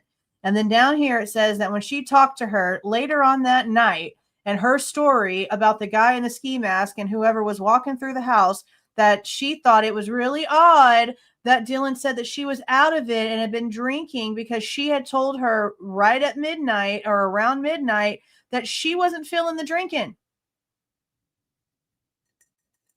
So not only was she not as drunk as we already thought, it doesn't look like Home Chick was really drinking whatsoever, which would make her, oh, I just can't remember because I was so drunk. I just don't know what's real or not. Complete bullshit.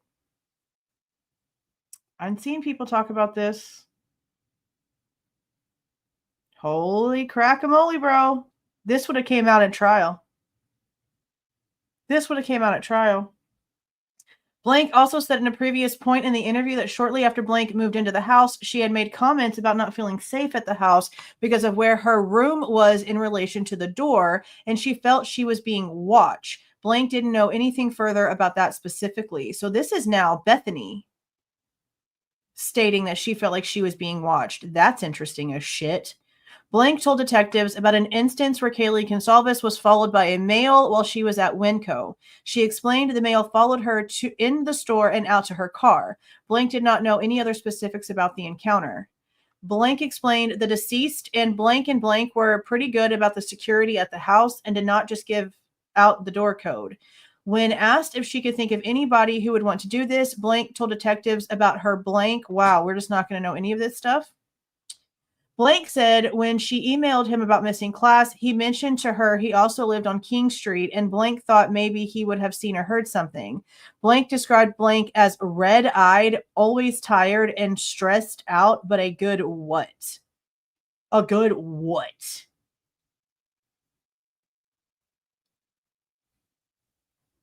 So Dylan wasn't drinking. At least they were trying to say that they weren't drinking. Or she was telling people she wasn't going to drink. All of that would have came out at the trial. The truth about her not drinking and telling people that she wasn't feeling it. I cannot believe Judge Hippler is lying for this little brat. Jesus Christ. 11/27/22. This is about vehicle canvassing. Multiple addresses for Hyundai Elantras. What date was that? 11/27/22. Okay. Albion, Washington. There was a blue Elantra. Why are you looking at a blue Elantra? It would have to be a light color to make sense. Why are you looking at a blue one? Okay. And then Albion, Washington, no vehicles at this address. Blank in Colfax, Washington, no Elantra. Colfax, Washington, no vehicles. Colfax, Washington, Elantra with a license plate of that one, along with like 2 other license plates. Okay. Endicott, Washington, no vehicles. St. John, Washington, unable to locate address. Address too far away from road to see vehicles. No Elantra, no Elantra. Unable to see vehicles due to snow cover. Address is a business, no cars parked. No Elantra at address. 12/2/22 at approximately 10:47 hours, Idaho State Police Detective Cody Herman placed a recorded call to Blank at Blank regarding tip number 5073. Blank explained she has been living at Blank Avenue in Moscow, Idaho since approximately August 2022. Blank lives at this house with 2 roommates, blank with year of birth 2001 and blank and blank. Blank reported an incident of an intruder which occurred sometime around the end of August or the beginning of September. Blank was home alone around 9 p.m., sitting on the couch in the living room. She heard the unlocked front door open and looked towards the hallway, which leads to the front door, to see who was coming inside. She observed a 25 to 30-year-old white male stop at the entrance to the living room as soon as he saw blank. She described the male as tall and super skinny, wearing warm clothing, which was inconsistent with the warm weather.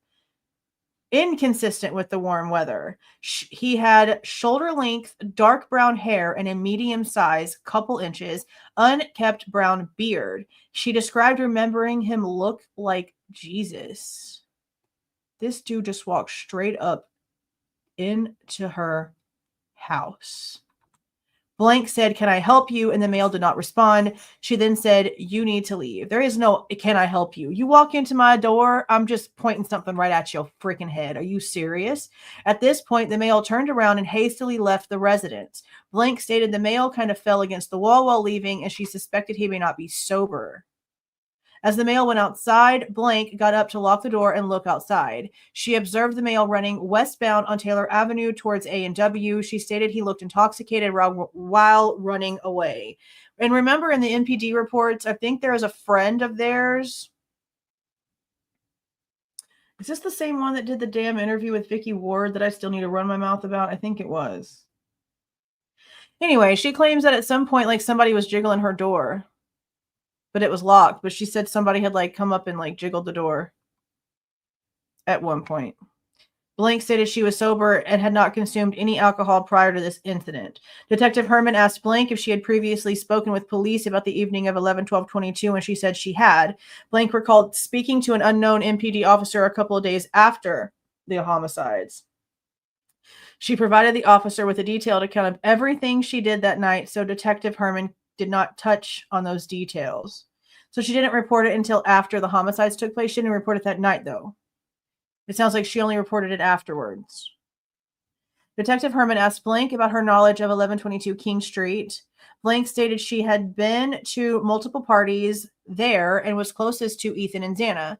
She described the parties they had as mostly open to people if they were friends of friends and not causing problems. Blank stated she had heard rumors of Kernodle and Chapin Blank, but she had never seen Blank in person. You pretty much can figure what that means. Blank believed most of the residents living at 1122 King Street may occasionally blank. So there was definitely stuff going on that was well known, it sounds like, and not just with Xana and Ethan. Okay, no further information. So now we have something else in Moscow? Like, what is this right here? This is so small. Like, what could it possibly be?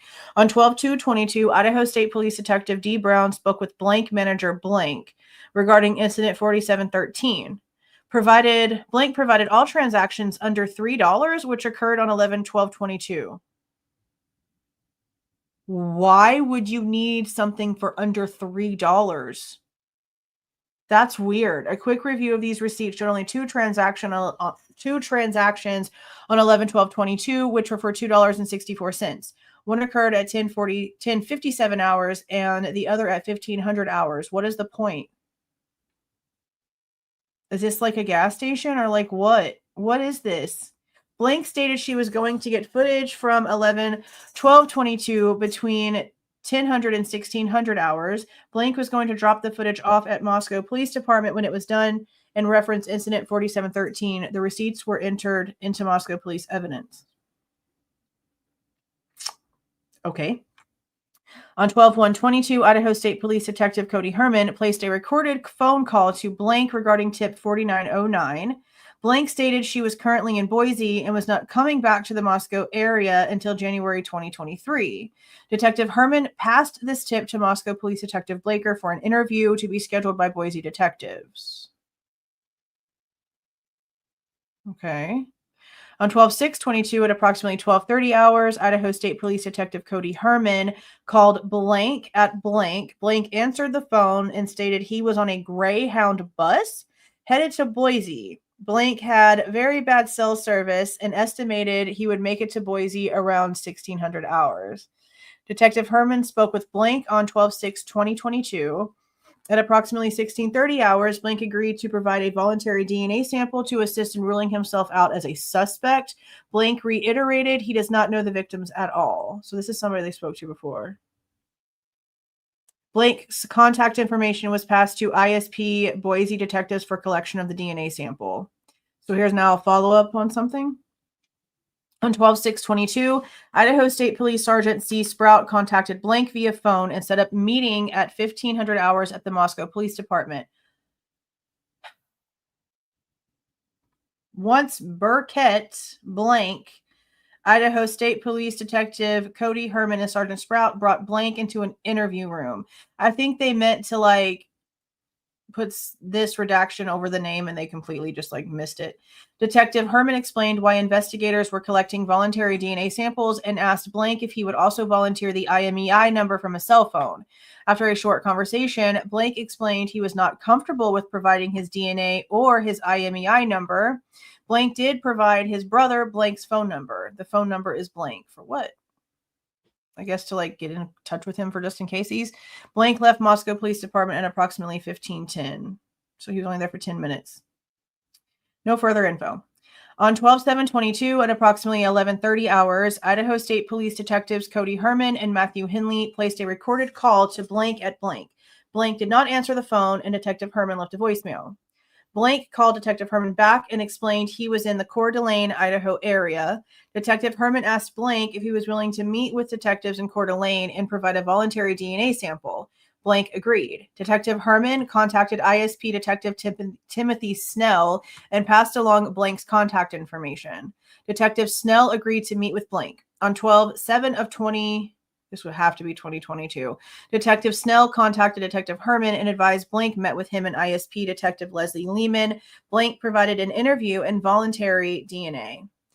See Detective Herman's recording D11 and D12 for details of phone calls. Okay, but they didn't really say much of anything. I guess, like, is this somebody with like a...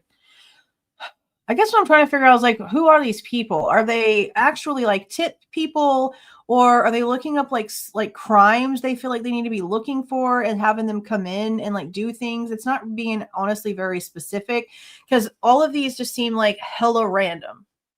They seem really, really, really, really random. On 12/15/22 at approximately 11:30 hours, Idaho State Police Detective Cody Herman called Blank at Blank. Detective Herman left a voicemail and Blank called back at approximately 11:45 hours. Detective Herman scheduled an interview for Friday, 12/16/2022 at 9 a.m. at the Idaho State Police District 1 office. On 12/16/22 at approximately 9 a.m., ISP Detective Cody Herman and ISP Detective Sergeant Jay Stinnett interviewed Blank at the District 1 office. Blank was accompanied by her sister. So this is a chick, okay? Her sister Blank. Blank waited in the lobby during the interview. The following is a summary of the recorded interview. Blank reported her birthday to be blank with year of birth 2002 and her address in Post Falls, Idaho to be blank in Post Falls. When Blank is attending the University of Idaho, her address is blank in Moscow, Idaho. Blank has a roommate named Blank with a phone number of blank. Blank stated she was at her mother's house, blank, in Post Falls, Idaho, on the evening of 11/12/22 for her mother's birthday party. She also stated her sister Blank and her sister's boyfriend Blank were at the birthday party. So then why are we talking to her? Blank stated she did not hear about the murders until Sunday afternoon when Blank told his mom, Blank, about the murders. Then Blank told Blank, who then told her. Holy crap. Blank knew Xana when they lived in Blank in Post Falls. Blank did not keep much of a relationship with Xana after Blank. Blank believed her friends Blank and Blank may have known Xana better while attending the University of Idaho. Blank's phone number was reported to be blank. Blank's phone number was reported to be blank. Blank reported Blank and Blank live with her mom Blank. She reported Blank works a night shift at Blank and Blank works blank at Blank in Blank. Ignorant. Blank reported Blank and Blank may have seen Xana and Ethan the night of the murders. She did not have contact information for either of them. Then how would you know that anybody, if you don't have contact information for these people, then how would you know a damn thing about what they were doing with their lives? What are we talking to this person for? Detective Herman spoke with Blank and asked if her white Blank was at her mom's house in Post Falls during the night of 11/12/22. Blank reported her car never left her mom's house until 11/13/2022 afternoon when Blank drove it to work at Blank. So she has probably a similar vehicle that they were looking for. But other than that, like, there's nothing, like, this is like pointless. It almost seems pointless. Especially if they can like already prove where she was, because this like seems really pointless.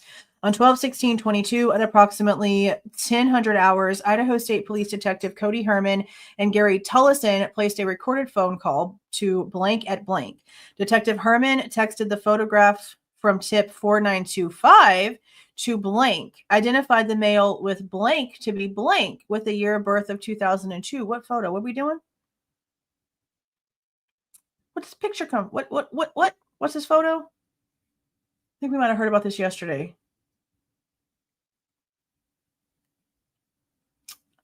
Oh, wait. Is this the guy that hit somebody in the head? I think it is. Detective Herman requested a list of all the college students which were at the camper trailer during Parents' Weekend. Blank texted Detective Herman multiple photographs and videos which were taken during Parents' Weekend. These photographs were downloaded onto a compact disc and entered into evidence. Okay. The most interesting thing about all 17 of those pages was Home Chick saying that she saw Dylan at the party and Dylan told her she wasn't feeling like drinking. And then saying that it didn't make no sense that the chick was saying that she was drunk. Because Home Chick told her she wasn't going to be drinking. Unbelievable. Unbelievable. Okay. This is Brady Walker again. This is on 12/6/22. This is an interview done with somebody with a year birth of 2002, 21-year-old white female. No, that would be Kaylee. So who's this person? 20-year-old white female. Okay. And then a 21-year-old white female, 21-year-old white female, 20-year-old white male, 22-year-old white female. On December 6, 2022, at approximately 16:30 hours, which is Detective Brady Walker, along with ISP Detective Gary Tullison, interviewed Blank with a year of birth of 2002 at the Moscow Police Department. Blank had been in the Blank as Goncalves and initially contacted the tip line regarding a potential stalker situation.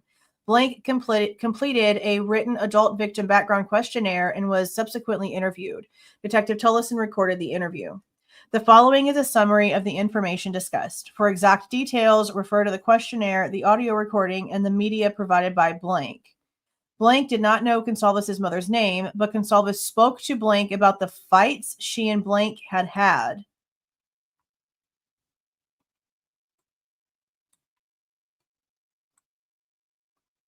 Blank described them as average Blank fights, such as Goncalves needing to pay for her own phone. So are these like arguments between Kaylee and Christy? When Goncalves was in her freshman year, she did not get along with Blank. Blank had not met Goncalves' Blank. This sounds like family issues. Goncalves and her boyfriend Blank had a very positive relationship. This would be Jack probably. Whenever they broke up, it was always her, Goncalves. When she would break up with Blank, she never seemed mad about it and would hang out with the sorority sisters more. Blank described Blank as shy. Every time she would break up with Jack, she never seemed mad about it. Blank described Goncalves as the most down-to-earth person with a contagious smile. After Goncalves dropped from the sorority, she started hanging out with Blank more, but their relationship would pick up where it left off when they would see each other. Okay. Blank could not recall any significant events prior to Goncalves' death. Goncalves drank the normal average for a college student and was not into substances. She did not engage in abnormally risky behavior. When Blank saw Goncalves, she was frequently doing homework. Didn't we just hear the opposite from somebody else like yesterday or day before about how she like would just like be really, really comfortable around strangers and would get rides from random people? Isn't that what we were just told? Goncalves was closest to Maddie Mogen, but Blank listed several people in her sorority she was also close to. She listed them as, there's like all these different people. 2001, and Blank was Goncalves' Blank was just described as Blank. Blank did not recall an instance where Goncalves expressed discomfort or fear about anyone. When she and Jack would break up, Goncalves wouldn't be upset. Blank believed Goncalves was always the one that ended things due to her being bored with the relationship. So she would just go back and forth with this guy. Okay. At one point, when she and Jack broke up, she had an interest in Blank, who was a U of I student and lives in Coeur d'Alene. This is believed to be Blank with a year birth of 2002. Blank did not know anyone who disliked any of the victims. Blank described an incident involving Blank with year of birth 2000 when she lived at Blank, which is directly below 1122 King Road, and the Blank. Blank's phone number is Blank. Once at the Blank and her roommates came out of the kitchen to find the dishwasher clean dirty sign changed to F off Jeff, meaning like Jeff wrote that, with a steak knife bent in half next to it. None of the occupants had any idea who Jeff would be. That's creepy as shit.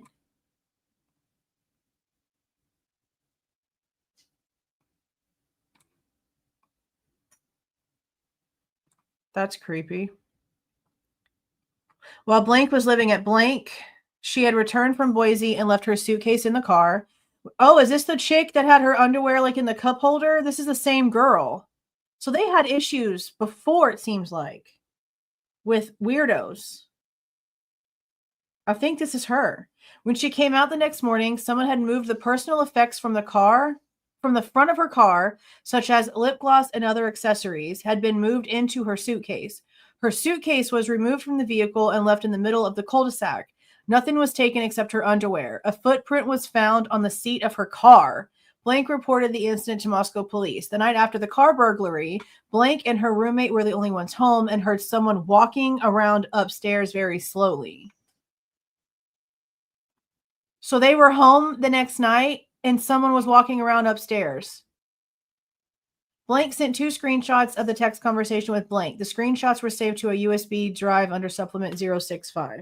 Blank described Blank as more strict for party attendance, as in you had to be invited or be part of the function to attend. 1122 King Road was more lax in that respect.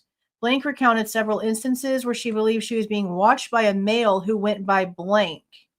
Blank believed Blank lived in the Blank. Blank described Blank as a white male in his 30s with a blank beginning to bald on top. He was about Blank and had a large but not muscular stature. Blank saw Blank walking around the sorority house several times. When she would return from going on a run, Blank would appear behind her. Blank would have to walk in front of these apartments on the way to her sorority and began getting messages on Instagram from username Blank as she was passing by. So there was an account that would message her on Instagram as she was walking. From September 1st to September 15th, 2020, this user sent several messages. The user seemed to believe that Blank would smile and wave at them. Blank blocked the user on September 15th, 2020. Blank sent screenshots of the conversation and of a picture of a male in the profile. Blank said the profile had since been removed from Instagram. This dude's a freak. The audio recording of the interview will be saved under a folder associated with Supplement 65 and submitted to evidence at Moscow Police Department. The tip information as well as the adult victim background questionnaire was scanned and attached. What a freakazoid. What a freakazoid. Okay. Matthew Henley, this is 11/17 of 22. On November 17th, 2022, at approximately 12:46 hours, Idaho State Police detectives conducted a phone interview with Blank with year of birth 2001. This looks like it's regarding Maddie. This is a 21-year-old white female. This looks like something that was a tip that came in by phone. Blank claimed she may have helpful information regarding the case. Detective Walker and I called Blank and spoke with a female who identified herself as Blank with a date of year of birth of 2001. She affirmed she had called the police tip line. Blank said she was a Blank and lived at Blank in Moscow, Idaho, but her home of record was in Boise. Blank told detectives she met Maddie for the first time on Saturday, November 12th, while out with friends at the Corner Club. Blank described that Saturday night as follows. So this is a brand new person that they just met that night. At approximately 12:15 hours, Blank drove Blank and Blank to Mingles, a popular bar in Moscow. Blank said she remained sober and acted as the designated driver. At approximately 23:15 hours, blank left Mingles with blank and drove to the blank to drop them off. Blank then drove to the corner club to meet up with blank and blank. Upon arrival, the corner club was packed and blank had to wait in line to get in. Didn't know it was like that. Blank got into corner club, used the bathroom, and found blank. Blank found blank and introduced blank to blank. Blank and blank separate from blank to hang out for a while before blank left the bar. Blank met back up with blank, who was hanging out with blank. Blank was unsure if that was the blank's last name. Blank, which is blank's roommate, and Mogen. This is where blank met Mogen for the first time. Mogen hung out for a while, then made a comment to the effect of she was going back to hang out with her other friends and left the group. While in the corner club, blank said there was an unknown male dressed in dark clothing and possibly a white and black striped shirt that appeared to be very drunk. Blank stated the male was stumbling around and even fell into a group of people at one point. Blank said the male smelled as if he defecated in his pants. Bro! Damn! Blank mentioned he appeared to be there alone and never saw him talking to anyone. Blank said she and another female she referred to as Blank could not remember her name, went to use the bathroom around 12:30 and they ran back into Mogen. Blank said Mogen reminded her they were both named Blank. So is this girl's name Maddie? Blank made the comment to the effect of, yeah, I remember, I'm sober, to which Mogen replied to the effect, well, I'm not. Blank and blank continued to the bathroom and did not see Mogen again after that. At approximately 1:45, blank arrived at her house after taking blank and blank home. Blank said she parked and got out of her car. She saw a large male wearing a jacket walk out of a nearby house. Blank said she was by herself and felt uneasy about the male and just wanted to get inside quickly. Blank did not see where the male walked to, but saw he was headed towards Elm Street, which was Greek Row.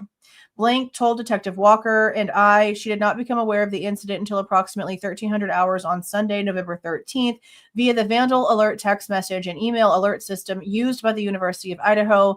Blank said she had nothing else to add at the time, but was available for follow-up if needed. Wild. That was gross, but okay. Disgusting. All right, number 67. We have written on 12/1/22 by Matthew Henley. This is regarding tip number 0187. This is a 19-year-old female with a couple of other people's names being mentioned down here. Holy shiitakes, lots of them. Okay. Blank told detectives she was a blank and lived at the blank sorority house. Blank stated she knew blank from being in the same rush group and met blank through blank and blank. Blank, who were mutual friends. Blank said she had known blank and blank since about August of 2021. Blank told blank to detectives her activities during the day of November 12th and the early morning of November 13th as follows. Okay, this is the same person as before because I don't understand why we don't know where the barbecue was. Okay. Went to blank or blank for a barbecue around 1 p.m. with blank, unknown spelling, all the things. Went to the Vandal game around 3 to 4. Stayed at the game until halftime. Went back to blank and was there until 8:30 p.m. Went to blank with blank. This must be like the name of a business that's just like 2 letters or some shit. I don't even know. Went to blank with blank and blank so she could change to go to blank. Okay, maybe not. Well, I don't know what the frick that is. It's so small. To blank's 21st birthday party at a blank and blank out-of-house residence on blank. Left around 11:30 with blank and went to the blank house. While at the blank and blank hung out with blank, Xana, Ethan, Chapin, and blank. Blank hung out for a couple of hours at the blank house and ran into blank at around 12:30. Here we go again with this part. That's very, very, very, very, very, very, very, very important. Blank told blank she couldn't get drunk and made a statement to the effect of she wasn't feeling it. Interesting, the whole couldn't. Not didn't want to, but couldn't is the word that's been used twice now. She wasn't feeling it. Blank said it at one point. Blank told her she wanted to go to the blank house, blank in Moscow, Idaho, but blank was not ready to leave yet. Blank left the blank house and went to the blank lodge and hung out for a while. Blank and blank left blank around 1:15 or 1:30 and went to the blank house. Blank did not go with blank to blank's house. at blank house was blank, blank, blank, unknown number, and somebody else's roommate. Blank said blank only stayed for approximately 10 minutes, then walked home. Blank left blank house at around 3:30 a.m. with blank and went to blank to drop off blank and went to blank so blank could eat. After blank ate, blank and went to blank's house and blank stayed the night there. Blank described her activities on the day of November 13th after waking up as follows. Blank woke up at around 10 or 11, went home, showered, grabbed food, coffee, then went back to blank. Blank found out about the murders from blank. At around 7 to 7:30 p.m., blank and went to the blank hotel where blank and were staying. Blank left the hotel around 9:30 with blank and blank. Blank told detectives while she was at the hotel, blank told them she saw someone in the house wearing a ski mask and made eye contact with them, but didn't know what was going on because she was out of it. This struck blank as odd because she remembered blank saying she wasn't getting drunk that night. Always going to retouch that because that's insane as shit. Blank also said in a previous point in the interview that shortly after blank moved into the house, she had made comments about not feeling safe at the house because of where her room was in relation to the door, and she felt she was being watched. Blank did not know anything further about that specifically. Yeah, that's where Bethany apparently said that, which is interesting too. Blank told detectives about an instance where Kaylee Goncalves was followed by a male while she was at the Winco. She explained the male followed her in the store and out of the car. Blank did not know any other specifics about the encounter. Blank explained the deceased and were pretty good about the security at the house and did not just give out the door code. When asked if she could think of anybody who would want to do this, Blank told detectives about her physics lab blank. Okay, so this is about the professor that she mentioned earlier. Oh, and these dumbasses left the name. Professor Hall, the physics professor. Boom. Y'all are so stupid. Y'all are so stupid, ISP. Okay, number 68. Matthew Henley, again, 11/19 of 22. This would be video canvas. Ridge Road and Paradise Drive. Is this person's name? Okay. Moscow, Idaho, neighbor with this person. It seems like this person's name, unless that's an abbreviation for something I don't understand, but it's everywhere. Look right here too. My goodness. Okay. The purpose of the area canvas was to identify houses with doorbell or external cameras and collect footage during the early morning hours of Sunday, November 13th. The houses in the area with the cameras were as follows. Residents had a doorbell camera, but did not appear to be working. House was under construction and did not appear to be occupied. A neighbor blank told Detective Hodel and I the house had been crashed into by cars on 2 separate occasions recently. Holy crap. Residents had external cameras, but the homeowners were not home / did not answer the door. A business card was left at the front door. No footage was collected. Residents had an external camera, but is live feed only and does not record. Detective Hodel and I spoke with homeowner blank, who said she was home on Sunday morning, but did not hear or see anything noteworthy. No footage collected. Residents had no cameras, but spoke to homeowners. They were home on Sunday morning, but did not hear or see anything noteworthy. Residents had a doorbell camera, but homeowner told Detective Hodel and I that it was not functioning on Sunday. Oh, just on Sunday? Blank residents had a doorbell camera. Homeowner answered the door through the camera and stated they were in Spokane, Washington, but would be home the following day. Homeowner said they would be available to meet after 1400 hours. On November 20th at approximately 1400 hours, I went back and met with blank to review and collect footage. I reviewed blank's doorbell camera footage and it did not record or store any events or footage prior to, during, or after the time frame of the incident. Residents had external cameras, but homeowner blank did not pay for a cloud storage service, so his cameras only have enough memory to hold 2 to 3 days before being overwritten. Via a Wise app on his iPhone, blank was able to review video sent to the cloud, but could not download or email it. Blank took a screen recording of the videos and airdropped it to my work phone. That footage was later downloaded by Moscow Police Detective Lawrence Mowry at the Moscow Police Department. Later that evening at approximately 21:41 hours, blank texted me another video date and timestamped 11/13/22 at 4:13 a.m. Detective Henley sent Detective Mowry the additional video. That'd be interesting to see. Is that the one that they used? I wonder. Uh-huh. Blank. Residents had a doorbell camera, but the lens was cracked and broken. The camera does work, but video is distorted. Homeowner blank does not pay for storage service, and there were no historic videos available. Nothing collected. Residents of this address saw the police canvassing through their doorbell camera, but did not answer the door. When they realized it was the police, they drove around the neighborhood to find the police and speak with them. They had cameras, but nothing of note was captured. No footage collected. Okay. Number 69 now. This would be from Henley again on 11/19/22. This is an interview they're doing with somebody with a year of birth of 1998. But then they have somebody down here that shows to be, this says suspect one. See this word right here? Suspect one, 22-year-old white male.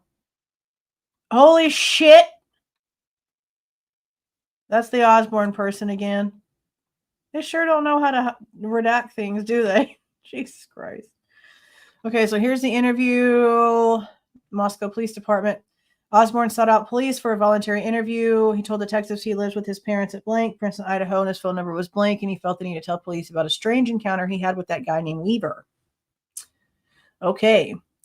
Osborne explained he knew Weaver from school as they played football together in 2000, and again with the Osborne, they're not even trying. Osborne stated he had not seen Weaver in a long time since then, but ran into him in a store in Potlatch, Idaho about 2 months ago. During that interaction, Osborne said they exchanged some pleasantries.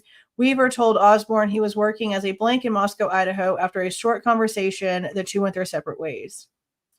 On November 17, 2022, at approximately 17:15 hours, Osborne arrived home to his own house to see Weaver outside of Osborne's house. Weaver appeared to be looking for something using the flashlight on his phone. Osborne said his parents were not home at the time and his house was not equipped with cameras. So this is pretty much all going to be the exact same thing. Maybe there'll be something different in it. Osborne said he got out of his truck, hugged Weaver, and they decided to talk in Osborne's truck as it was still running and warm. Osborne was a blank and had his tools and chainsaw with him and needed to move it to make room for Weaver to sit. Weaver told Osborne he had recently learned how to use a chainsaw and was feeling the blade of Osborne's saw. Weaver told Osborne his blade felt dull and he should sharpen it. Osborne made room for Weaver and the two of them got into the truck to stay warm. And he said that before, though. Osborne told Detective Herman and I Weaver was drunk as he could smell it and Weaver was moving slowly. Osborne stated they spoke in the truck for approximately 25 to 30 minutes. During that time, Weaver told him he was drinking and partying all the time, only had one friend who Osborne knew to be blank with an unknown spelling and a year of birth of 2000, and wanted Osborne to hire him as something that ends with an R, because they sure didn't get rid of all of that word either. Osborne told Detective Herman and I his conversation with Weaver appeared to be a cry for help, as if he might have done something bad or he may be wanting to take his own life. Weaver told Osborne he was tired and was going to go eat dinner at the local blank church. As Weaver went to get out of his truck, his brown coat lifted, and Osborne saw Weaver have what appeared to be a knife on his belt positioned at his back. Osborne said the knife looked like a folding type and was in a leather pouch with a top flap button closure. This made Osborne feel very uneasy. Osborne told Detective Herman and I Weaver got out of his truck and went to his car as Osborne's girlfriend was pulling up. Weaver then proceeded to throw up before driving away from Osborne's house. Osborne waited a little bit, then drove to the blank church and saw Weaver's car that he described as a green Honda Civic bearing Idaho license plate blank parked at the church. Osborne did not go inside the church. He only took a picture of Weaver's license plate and left. So it doesn't seem that there's any other information. Just repeated this entire thing again. At the time of the interview, Osborne had not spoken to Weaver since that day. Osborne told Detective Herman and I he had nothing else to add. Okay, so this literally doesn't say anything new. It's just like the same shit over again. Okay, number 70. Yes. It's the exact same damn thing. I don't know why they had it in there twice. Gideon Roberts, 12/15/22. Okay, so we now have ISP, this guy that's both ISP and FBI, which I still find insane that you can do both. Interview the following subjects regarding the November 13th, 22 homicides. Blank, owner of similar vehicle observed on security footage. There's two people here that have similar vehicles, apparently. So we have a 23-year-old white female, a 22-year-old white male. Is this the chick with the truck again? I guess we'll find out. Ryan O'Hara and I interviewed Blank at the Moscow Police Department regarding her vehicle, a Blank with a Michigan registration, Blank and her activity on November 12th and 13th. Blank provided the following information. She's been living at Blank, Moscow, Idaho since about August 13th, 2022. She is currently completing her master's in Blank and is studying Blank at the Blank. On November 12, 2022, she ate dinner at about 5 to 5:30 p.m. before returning home in her Blank at about 8 to 8:30. She did not leave her apartment for the remainder of the evening and went to bed around 10 to 10:30. After she awoke the following morning, she went for a walk around 7 to 7:15 a.m., passing by 1122 King Street and continued onto Taylor before returning home. She didn't notice anything unusual other than it seemed to be especially quiet that morning. At about 8:30 a.m., she went to church and didn't return home until around 3 p.m. She confirmed the above noted vehicle was hers and no one else used or had access to her vehicle. She didn't know any of the victims and had no contact with them. This was a horribly written sentence. On December 16th, 2022 at 11:45 a.m., Detective O'Hara and I interviewed Blank at the MPD regarding his silver Blank something -V, Idaho registration Blank, and his activity on November 12th and 13th. He confirmed the above noted vehicle was his and no one else used or had access to the vehicle other than his father in Lewiston, who has a spare key, but he knew his father didn't use the vehicle. Other than to possibly go grocery shopping mid-morning, he didn't go anywhere on November 12, 2022, spending the majority of the day playing games in his room. He went to bed around 11 p.m. to midnight because he had to work at Blank the following morning at 9 a.m. We heard from someone, is this Dave? Dave's stories that he had to go to work at 9 o'clock in the morning, but everything that he apparently said he had was gone. So who knows? He didn't note anything unusual until he was alerted by the vandal alert of the homicides while he was at work. His roommate Blank was also home on November 12, 2022.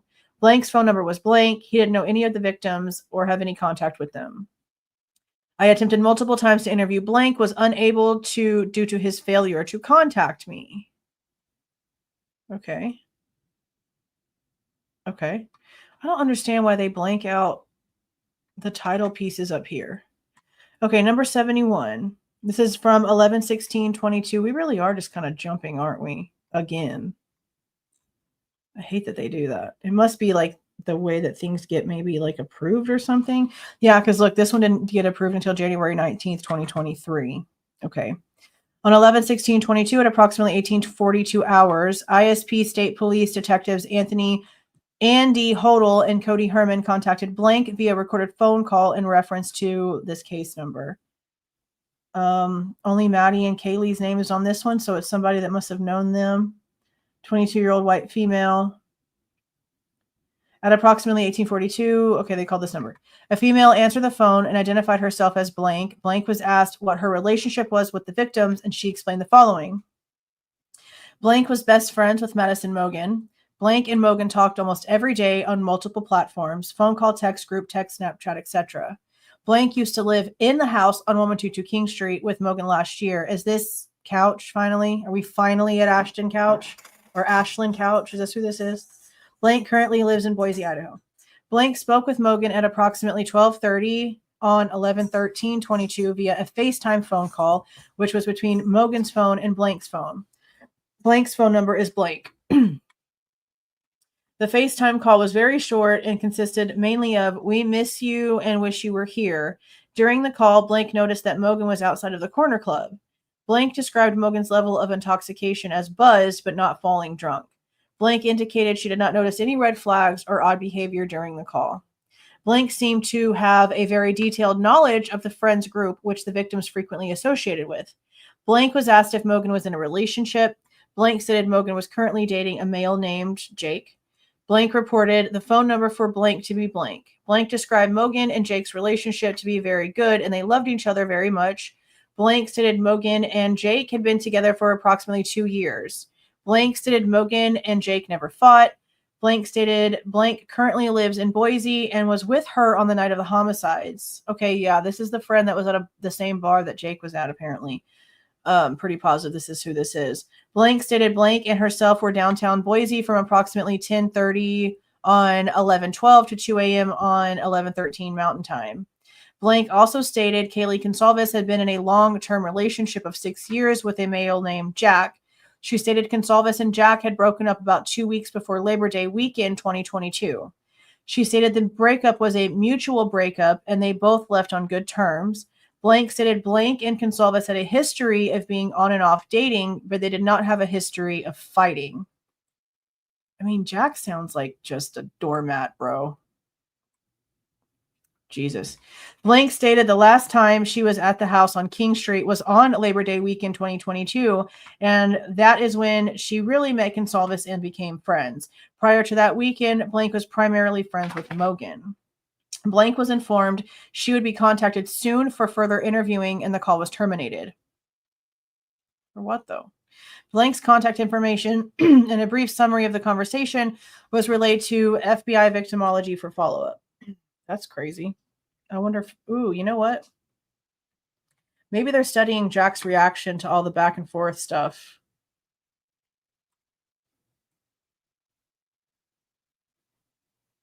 Because that's interesting. That's interesting.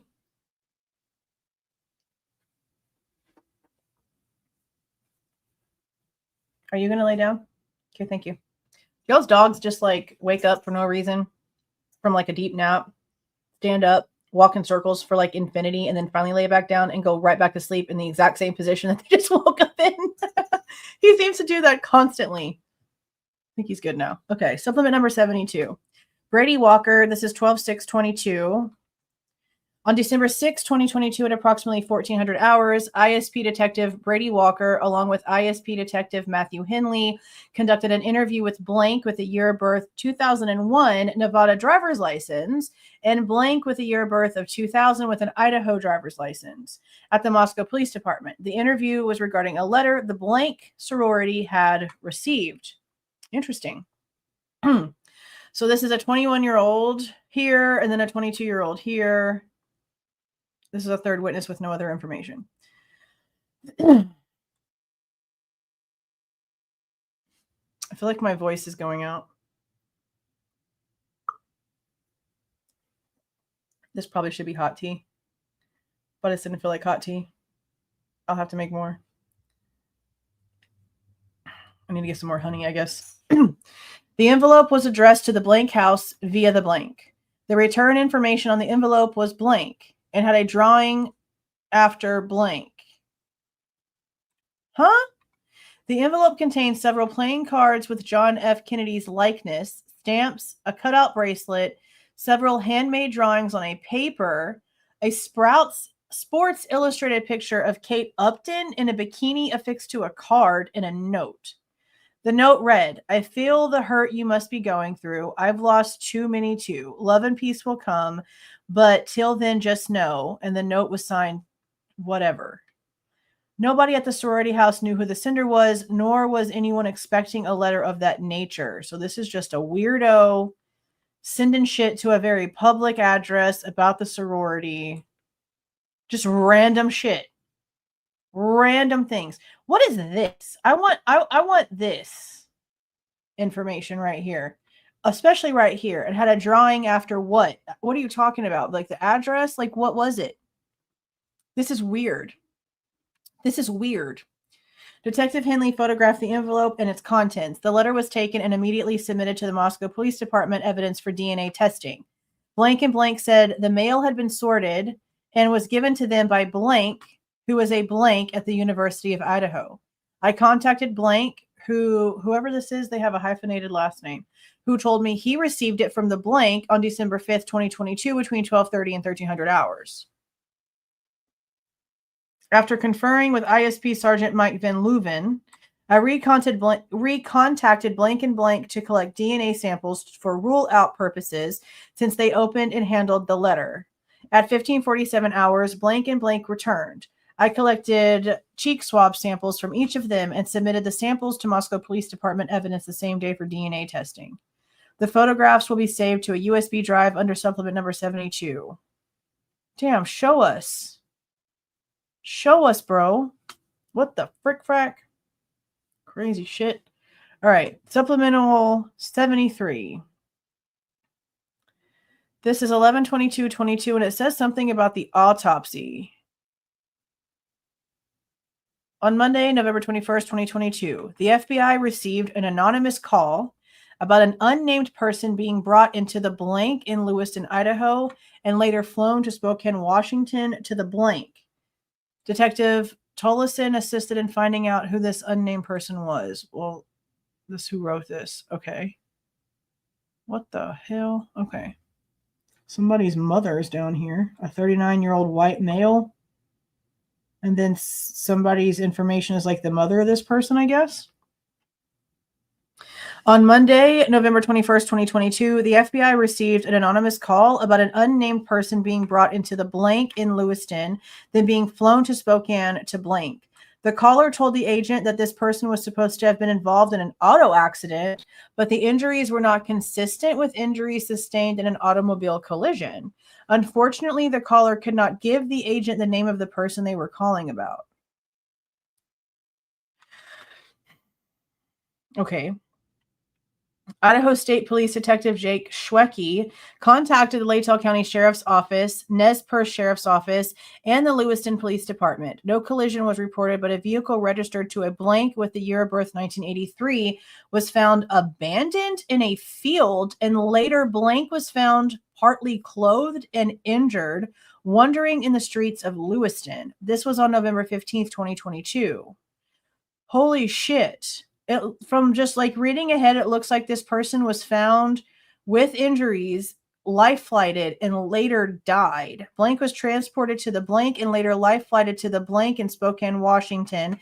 Detective Sergeant Mike Van Leuven contacted the blank and found that blank had subsequently died while in the hospital. Interesting. I contacted the Spokane County Medical Examiner Office in Spokane, Washington. I spoke with Deputy Medical Investigator Blank. Blank advised me that they did in fact have the body of blank with a case number, and a full autopsy had been performed on November 21st, 2022. Blank told me that he had contacted Blank's mother, Blank, who told him that Blank had been sober for the past 4 years, but 2 weeks prior to his death, he left the house on November 8th, 2022, and did not return.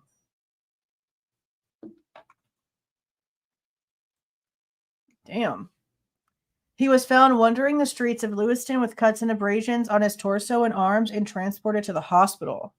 I requested copies of autopsy photographs so we could see what injuries the anonymous medical staff person was calling the FBI about. So somebody from the hospital called about this. Okay. Blank requested that I send his office the request in writing. I wrote a letter of request and emailed it to his office. A copy of that memorandum is attached to this report. I received the requested photographs via email from the medical examiner's office. I transferred the photographs to a CD and entered them into evidence with the Moscow Police Department. I also received a phone call from the medical examiner's office staff asking if I needed anything further. I requested they do DNA swabs of Blank's body. They told me they would, but an ISP detective would have to take possession of the swabs once they were done. I contacted ISP Detective Lehman in the ISP District 1's office. She drove to the Spokane Medical Examiner's office and picked up the swabs. Detective Lehman then drove the swabs to the Moscow Police Department and placed them into evidence. Case continues. Ooh. That's cray-cray, bro. Okay. So this is the written request that they asked to be sent in. And it just says the Idaho State Police is requesting photographs taken during the autopsy of blank conducted by Dr. Sean Ricciardo on November 21st, 2022. We believe the photographs will assist us in our inquiries into a homicide investigation that occurred in Latell County, Idaho. Cray cray.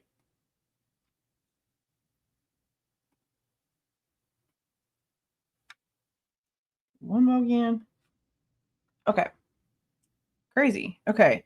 Now we're at supplemental number 74. Is this the one that I'm supposed to stop at? I think this is the one I said I was going to stop at. Let me make sure on my thing.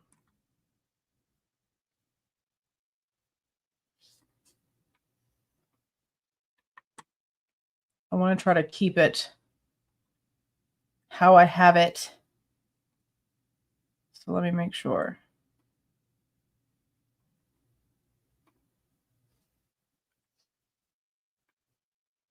No, we're supposed to read through 75. Okay, so we'll do 74 and 75, and then the next live, which is tomorrow, I've scheduled it out already for 11 o'clock or 11:45. I think it might be 11:45. For some reason, I like to do 15 or 45. Like I have a thing with fives. So that's probably why we're doing it this way. We're going to read through 75 and start with 76 tomorrow morning. Okay, so this is number 74. Gary Tollison again, 12/4 of 22. Okay, so Gary Tollison received a telephone call from Coeur d'Alene Police Department Sergeant Shane Afferett. Sergeant Afferett advised me of the arrest of a blank, date of birth 2001, for being drunk in public. This is what's what? During the arrest, blank claimed to have stabbed 2 people in New Jersey, as well as being, okay, so whoever this is claimed to have taken the lives of 2 people in New Jersey and also claimed to have been involved with the Moscow homicides. This is a 21-year-old white male. What? Okay. He later recanted these statements to the officers. Sergeant Afferett also explained that CDA PD officers have had contacts with blank over the past few months because they had found him living in his red van. I went to Regional Communications Center North and asked ISP Center dispatcher Mary Conrad to print a copy of the CDA PD report from the Spillman computer program. After reading the report, I asked Conrad to run blank. She found an old warrant hit out of Chatham Township, New Jersey. We then checked the Boss camera system for the dates of November 12th through the 13th, 2022, looking for blank's vehicle license plate from New Jersey. The vehicle is seen on camera driving in Coeur d'Alene on several days prior to the murders and after. I telephoned Chatham Township Police Department in New Jersey and spoke to Officer Nick Giordano. He told me he was familiar with blank and had taken several reports on him. Giordano said his agency had 61 reports on this person. Bro, you was a bad dude. He described blank as wanting to be a rapper or a TikTok star. Look how they spelled TikTok. In addition, they had no reports of that or murder in their township. Officer Giordano described the township as a small, affluent community. I asked the officer for a law enforcement contact with the local county sheriff's office. He told me that the Chatham Township is in Morris County, New Jersey. I telephoned the sheriff's office and requested an agency contact. I received a telephone call from Detective Tim Palazzolo. Blank Detective Palazzolo told me he is with the county fugitive unit. He reiterated that his computer check showed 61 reports on this guy. The last contact with blank in the county was on September 7th, 2022. Several minutes later, and Washington and New Jersey are hella far apart. Several minutes later, I received a telephone call from Detective Matt Magnon of the Major Crime Division, blank of the New Jersey State Police. Why would we need to blank out the name of this major crime unit? He also told me there were no unsolved murders in the county. I drove to the Kootenai County Jail and spoke with Blank. Blank told me he did not remember ever saying that he did that to anyone. He signed a consent form and let me take a DNA sample using a cheek swab kit. I then had him lift his short sleeve shirt to look at his arms and neck. No marks or scratches were visible.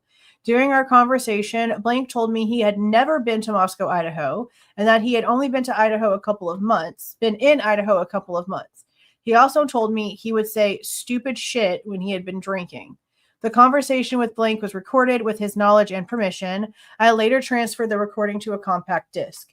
I took the swabs I obtained from Blank and the interview recording CD to the Moscow Police Department and placed them into evidence. Holy shit, people are wild. So is this his report? Intoxication. Coeur d'Alene. Received by Creighton. These are some names, bro. Weissenfla? Holy shit. That sounds like something from Spy Kids. Okay. Chatham, New Jersey.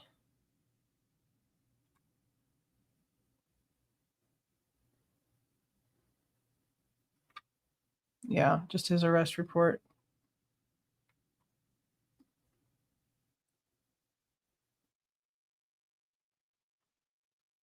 Yeah. On 12/3/22 at 21:22 hours, Blank was arrested for being heavily intoxicated on the roadway of the 1400th block. Let me make this a little bit. 1400th block of East St. Mary's Avenue. Blank was staggering side to side in the middle of the road and caused several vehicles to alter their driving patterns in order to avoid a collision. Blank booked into PSB. On 12/3/22 at 20:44 hours, Officer Cohen K45 and I responded to 1410 East St. Mary's Avenue to investigate a suspicious circumstance. The reporting party, Blank, called police because Blank was intoxicated and admitted he had killed several people, including those in Moscow. So is this like they told somebody else this and now this person's telling the cops? This wasn't actually said specifically to the cops from this person? Upon arrival, Blank was contacted and identified by his New Jersey identification card. Blank's vehicle was documented as well. The vehicle was a red Blank bearing New Jersey license plate Blank. There was nothing suspicious in plain view inside the vehicle. Blank attempted to recant his comments about murdering several people. Yeah, this sounds like the reporting party is the one who told the police that.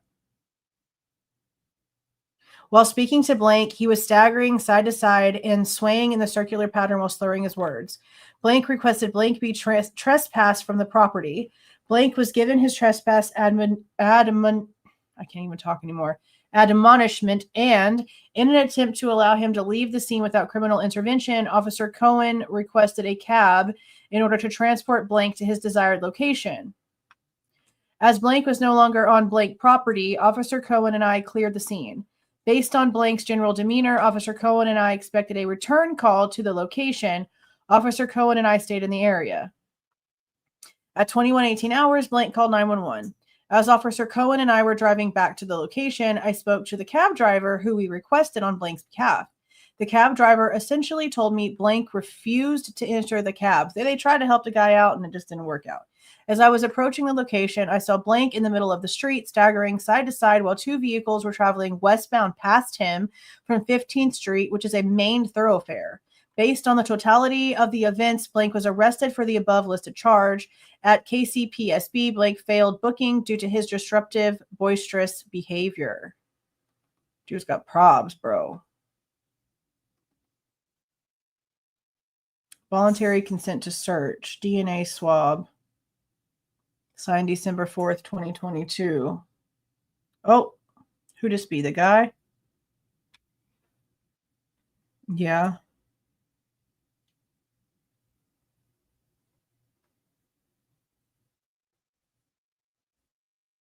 Who is this? Crazy. Oh, the last one's about the Range Rover purchase. Good. Let's talk about it. 11:30 of 22. On Wednesday, who wrote this? Tollison. On Wednesday, November 30th, 2022, ISP Senior Detective Gary Tollison was assigned to investigate the purchase of a 2015 Range Rover by Kaylee from the blank in Spokane Valley, Washington. I think it's called like Price Auto One or Price One. We did a whole video on it. It's like Price One or some shit like that. But we did a video about it. Okay, 28-year-old, Spokane Valley. Second witness. Okay. Okay. Detective Roberts sent me an email with the following. Kaylee Goncalves purchased it really shouldn't say purchase. It should say signed a lease for, because saying purchase makes it sound as if she paid it all in cash, which isn't true. She put $6,500 down cash from the car she sold like a day or 2 days before, maybe it sounds like. Maybe. The dates that they told us are freaking off. They're completely off. And then her grandmother put like another $1,000 down from her credit card. So it should say signed a lease for or signed a contract, whatever, but it shouldn't say purchase. That gives the wrong idea. Kaylee Goncalves purchased a silver 2015 Range Rover from blank in Spokane Valley on 11/10/22, according to her father. We'd like to have the salesman, unknown, interviewed for the details of the sale, i.e. cash or loan, who was with her, anything unusual. I telephoned Washington State Patrol in Spokane, Washington, and asked for a law enforcement contact with Washington State Department of Motor Vehicles. I was given several telephone numbers. I made telephone contact with blank, who is a blank. She assisted me with registering into a DMV portal and then helped me add my request for the title history of the Range Rover. I received the Range Rover title information, which showed the vehicle being owned by a blank who lived in Spokane, Washington. The lien holder on the vehicle showed blank of Spokane, Washington. The previous owner to blank showed as blank and blank of Graham, Washington. A release of interest in the vehicle was signed by blank on blank 2022 to blank Spokane Valley, Washington. On December 8th, 2022, I sent an email to blank asking him for help on the Range Rover Kaylee Goncalves purchased in Spokane Valley. It was apparent that there was either a mistake in who owned the vehicle or there was a delay while the vehicle was being transferred from the auto dealer to Kaylee Goncalves. Yeah, because it came from a dealership. It didn't come from a human. It wasn't like she bought it or started leasing it from somebody else. This came from a dealership. She went there twice to look at it before she decided on it, and it had like the price one, whatever, like bullshit tag on it. On December 12th, 2022, I received an email from blank. The Range Rover now showed purchased by Kaylee Goncalves on 11/10/22 from blank, Spokane Valley at blank. Blank listed on the sale documents representing blank of Spokane, Washington. I telephoned blank and confirmed the purchase of the vehicle. Copies of the Washington and Idaho DMV and title paperwork placed into evidence with Moscow Police Department by me. On Thursday, December 15th, 2022, I drove to blank in Spokane, Washington. I spoke to the salesman who sold the Range Rover to Kaylee Goncalves. Guy has a date of birth, 1994. Blank told me that Kaylee came to the car dealership twice to look at the Range Rover. The first time she showed up with her 2 grandmothers. The second time she came with her mother and her grandmother. Blank told me she saw no drama or conflicts between Kaylee and her mother or grandmothers during the sale. Kaylee bought the Range Rover for $24,423. She put down $6,500 cash, and her grandmother put in $1,000 on a credit card. That's what that's supposed to say. We've already heard that in another document. I don't know why they didn't just put grandmother right there. A total of $7,500 down payment. A copy of the blank advertisement offering the vehicle for $24,423 was placed in the Moscow Police Department evidence by me. Sometime after Kaylee purchased the Range Rover, the check engine light came on. She called and texted blank to complain about this. It would have had to have been like Friday or during Saturday while their offices were open, because most of the time car dealerships are not open late on Saturday. They usually close early. So considering that she got it on the 10th, she would have been leaving on Friday to go down to Moscow, and then she didn't make it past whatever time, things really went down Sunday morning. This is a very small window for her to have been able to have actually spoken to somebody about it. He told her they would come get the car from her if the light did not go off. Blake explained to me that the light would come on for many reasons, but they were unable to figure this out. So does that mean that they were never able to look at it? Because again, she left on Friday. So it would have had to have been like Thursday evening after she purchased it, or Friday before she left to go to Moscow, if they actually were able to look at it, because she was all the way down there. She was even farther away from this dealership than she was whenever she lived in Coeur d'Alene, like whenever she was with her parents. So I really wish that this was a little bit more figured out, because it doesn't seem like there would have been a time period for this to have even been looked at. Blank forwarded me copies of the text messages between he and Kaylee about the car problem. The text messages were also placed into Moscow Police Department evidence by me. After the murders, Blank contacted Blank and wanted to return the Rover.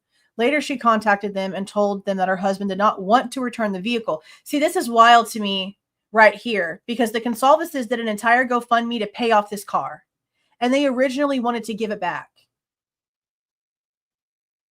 I mean, honestly, who cares? Like, there's nothing sentimental about this thing. She had it for 2 whole days before she no longer was alive.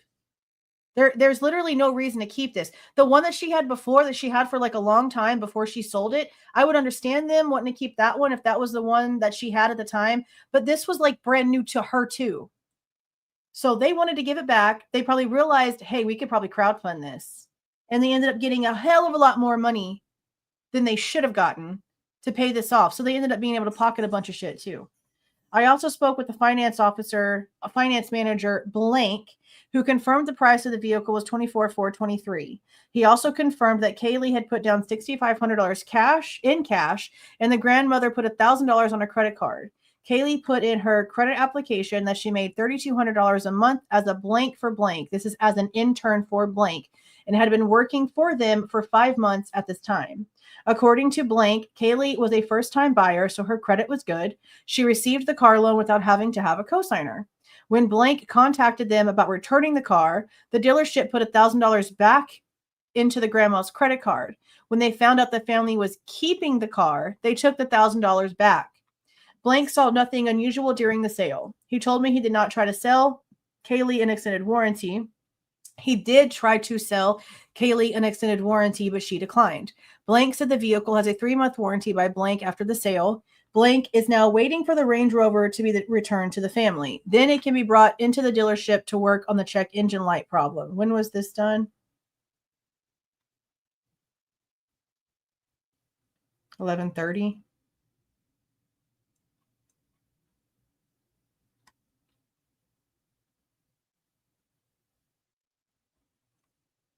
That's crazy. Yeah, they were originally going to return it. Let me go ahead and roll this real quick. Please do not forget to leave a like on your way out and subscribe to the channel if you are not subscribed already. All right, you guys. See y'all.